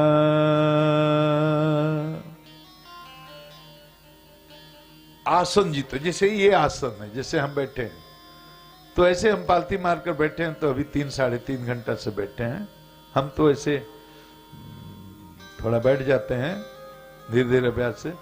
तो अब हम, लेकिन अब अभ्यास नहीं हो तो आधा घंटा बैठने में ऐसे पालथी मार के अगर बैठना हो तो आदमी को दर्द होने लगता है आधा घंटा बैठने में। तो संत कहते हैं कि अगर 3.5 घंटा 3 घंटा 36 मिनट तक अगर रीढ़ की हड्डी सीधी करके आदमी बैठे, शरीर अगर सीधा करके रीढ़ की हड्डी सीधी करके एक आसन से 3.5 घंटा बैठने का अभ्यास हो जाए तो धीरे धीरे ध्यान लगने लगता है, लग सकता है। मतलब मन का शरीर से संबंध है, शरीर का भी मन से संबंध है। और देखो एकदम स्पष्ट है, यहां आप बैठे हैं सब कुछ ठीक है, अभी आपको एक प्रतिकूल सूचना मिल जाए, भगवान न करें, कि आपका कोई अत्यंत प्रिय व्यक्ति कहीं सड़क दुर्घटना में उसकी मृत्यु हो गई। कितने लोग तो गिरकर बेहोश हो जाते हैं, कितने लोग तो मर भी जाते हैं, कितने लोग को हॉस्पिटल ले जाना पड़ता है। एक सूचना मात्र आई, आपका मन खराब हुआ, मन ने शरीर को खराब कर दिया। और शरीर में बुखार तेज हो जाए, उस समय कोई कहे कि चलिए सिनेमा देखने, मन करता है जाने का। हेमा मालिनी का नृत्य भी हो रहा तो देखने का मन नहीं करे। मन और शरीर का बड़ा संबंध है, इसलिए शरीर का विज्ञान बताया पहले जीतासन बनो। श्वास का भी मन से बड़ा संबंध है, तो जीत श्वास माने प्राणायाम, प्राणायाम जीत श्वास माने प्राणायाम बलम। प्राणायाम के महत्व पर तो बहुत लंबा चौड़ा भाषण हो सकता है, लेकिन इतना ही है कि प्राणायाम की विधि कई विधियां हैं। प्राणायाम करने से मन बस में, श्वासों पर नियंत्रण होने से मन पर नियंत्रण होता है, मन पर नियंत्रण होने से इंद्रियों पर नियंत्रण होता है, क्योंकि इंद्रियों का राजा मन है, मन का कंट्रोल करने वाला बुद्धि है। तो इंद्रियों को नियंत्रण करने वाला मन, ये हमारा मेन टूल है। इसी मन को बनाना है। मन के हारे हार है, मन के जीते जीत। इसी मन को बनाना है। कैसा बनाना है? इस मन को भक्त बनाना है। ऐसा बनाना है कि थोड़ा द्रवित हो जाए, बड़ा कठोर है, थोड़ा पिघल जाए, थोड़ा भगवान में ये लगने लायक। अभी तो तम प्रधान मन है, रज प्रधान मन है, तो ये पिघलेगा कैसे? जब तमोगुण कम होगा, रजोगुण कम होगा, जब सत्व का उत्कर्ष होगा। तो कैसे होगा? तो वही बताया कि श्रवण करने से, कीर्तन करने से, भगवान का स्मरण करने से, भगवान नाम जपने से धीरे धीरे ये होगा, मन बनेगा। जितासनो जीत श्वासो जीत संगो जितेंद्रिय। जीत संगो मतलब किस तरह के लोगों के संग में आप हैं, ये भी बड़ा। इसका एक अर्थ ये भी हुआ आसक्ति को जीतना, माने वैराग्य का भाव आना। इसकी व्याख्या कल हम कर देंगे, थोड़ा समय मिलेगा तो। प्रथम स्कंध, द्वितीय स्कंध में बताया है भगवान ने कि देखो अलग अलग कामनाओं की पूर्ति के लिए अलग अलग देवताओं की लोग पूजा करते हैं। अगर आपको ब्रह्म तेज चाहिए, बृहस्पति की पूजा करो। इंद्रियों में बल चाहिए, इंद्र की पूजा करो। विद्या चाहिए, शिव की पूजा करो। आई चाहिए, अश्विनी कुमार की पूजा करो। सुंदर रूप चाहिए, गंधर्व की पूजा करो। पत्नी और पति में प्रेम बना रहे, इसके लिए पार्वती की पूजा करनी चाहिए। लेकिन अपना मत है व्यास जी का, सुखदेव जी से कहलवा रहे हैं कि अकाम सर्व कामो वा मोक्ष काम उधार भी तीव्रेण भक्ति जोगेन जजेत पुरुषम परम। और जीवन में कुछ भी चाहिए तो जो सारे देवताओं के ईश्वर हैं, देवता हैं, परम पिता परमेश्वर भगवान श्री कृष्ण नारायण की आराधना करने से सब कुछ, सारी मनोकामनाएं, लौकिक भी और पारलौकिक भी, सारी मनोकामनाएं पूर्ण हो जाती हैं।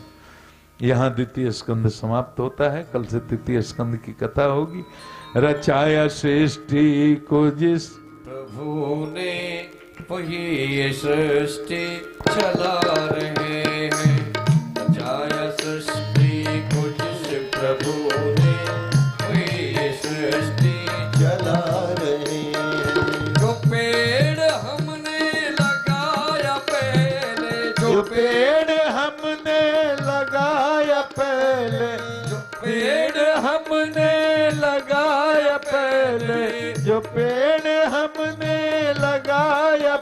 फल उसी का फल अब हम खा रहे हैं। जय सृष्टि को जिस प्रभु ने वही ये सृष्टि चला रहे हैं। जय सृष्टि को जिस प्रभु ने वही ये सृष्टि चला रहे हैं। इसी धरा से शरीर पाए, इसी धरा से शरीर पाए, इसी धरा से शरीर पाए, इसी धरा में फिर सब समाए, इसी धरा में फिर सब समाए। है सत्य नियम यही धरा का, है सत्य नियम यही धरा का। एक आ रहे हैं एक जा रहे हैं, जय सृष्टि को जिस प्रभु ने वही ये सृष्टि चला रहे हैं।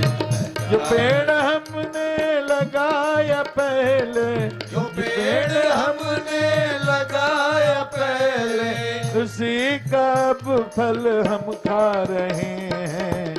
जय सृष्टि को जिस प्रभु ने वही सृष्टि चला रहे हैं।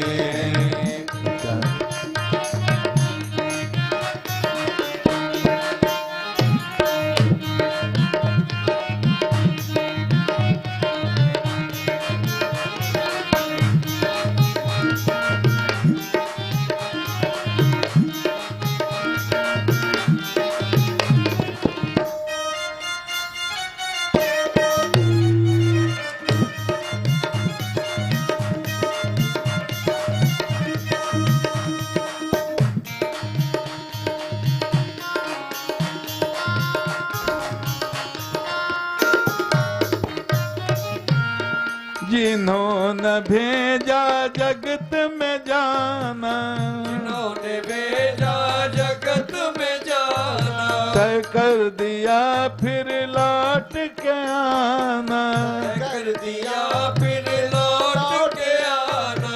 जो भेजने वाले हैं यहाँ पर, जो भेजने वाले हैं यहाँ पर, वही तो वापस बुला रहे हैं। रचाया सृष्टि को जिस प्रभु ने वही सृष्टि चला रहे हैं। जय सृष्टि को जिस प्रभु ने वही सृष्टि चला रहे हैं। जो पेड़ हमने लगाया पहले, जो पेड़ हमने लगाया पहले, उसी का फल अब हम खा रहे हैं। जय सृष्टि को जिस प्रभु ने वही सृष्टि चला रहे हैं।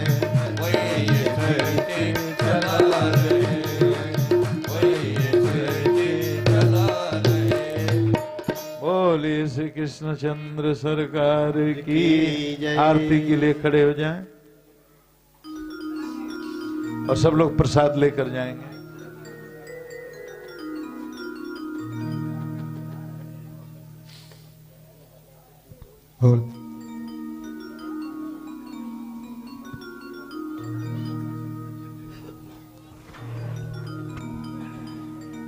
ओम पवित्रा पवित्रो वा शिर्वावस्थांगतो विभाय स्मरेत् पुंडरीकाक्षं दवायाभ्यन्तरस्वजिः पुंडरीकाक्षपनातो पुंडरीकाक्षपनातो त्राचम्यों केशवाय नमः नारायणाय नमः माधवाय नमः हस्तप्रक्षालनं ऋषिकेशाय नमः ज्वालामालन्यै नमः सर्वोपचारार्थे गन्धाक्षतपुष्पाणि समर्पयामि नमस्करोमि एदागं हवे प्रजानानां अतो ददावे रग्गं सर्वगणगं दत्ताय आत्मसनि प्रजासनि पशुसनि लोकसन् नमयसनि अग्निः प्रजां बहुलं करोत्वन्नं पयोरेतो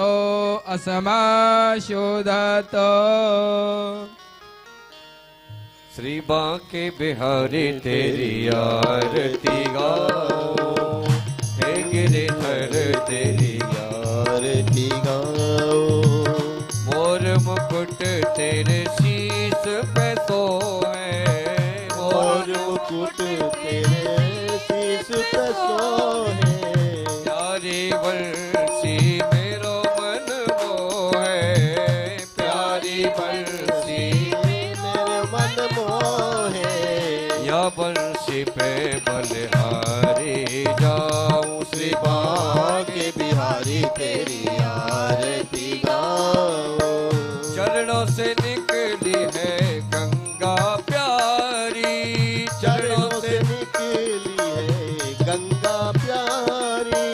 जिसने सारी दुनिया तारी, जिसने सारी दुनिया तारी। उन चरणों को मैं शीश नवाऊं, श्री बांके बिहारी तेरी आरती गाऊं। संग विराजे वृषभानु दुलारी, संग विराजे वृषभानु दुलारी। ललितादिक सब सखियां प्यारी, ललितादिक सब सखियां प्यारी। युगल छवि के दर्शन पाऊं, श्री बांके बिहारी तेरी आरती गाऊं। श्री हरिदास के प्यारे तुम हो, श्री हरिदास के प्यारे तुम हो। मेरे मोहन जीवन धन हो, मेरे मोहन जीवन धन हो। प्यारी छवि में तेरे मन में बसाऊं, श्री बांके बिहारी तेरी आरती गाऊं। व्यास दास के नाथ आप हो, व्यास नाथ के नाथ आप हो। सुख दुख जीवन प्यारे साथ आप हो, सुख दुख जीवन प्यारे साथ आप हो। प्यारी छवि में तेरे मन में बसाऊं, श्री बांके बिहारी तेरी आरती गाऊं। हे गिरिधर तेरी आरती गाऊं।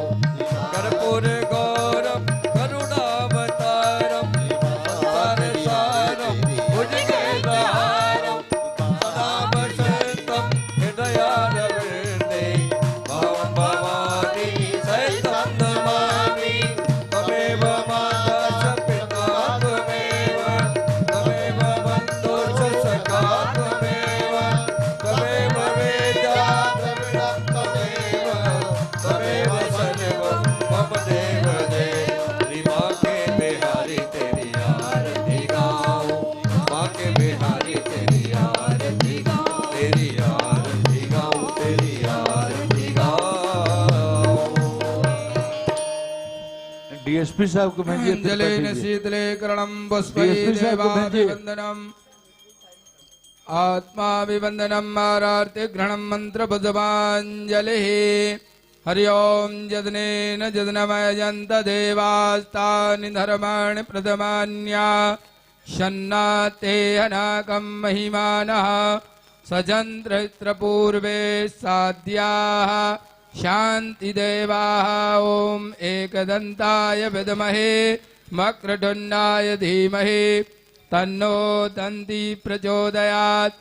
ॐ गलम्बिकायै च विद्महे कर्मसिद्ध्यै च धीमहि तन्नो गौरी प्रचोदयात्। नारायणाय विद्महे वासुदेवाय धीमहि तन्नो विष्णु प्रचोदयात्। महालक्ष्मै च विद्महे विष्णुपत्न्यै च धीमहि तन्नो लक्ष्मी प्रचोदयात्। नन्दनन्दनाय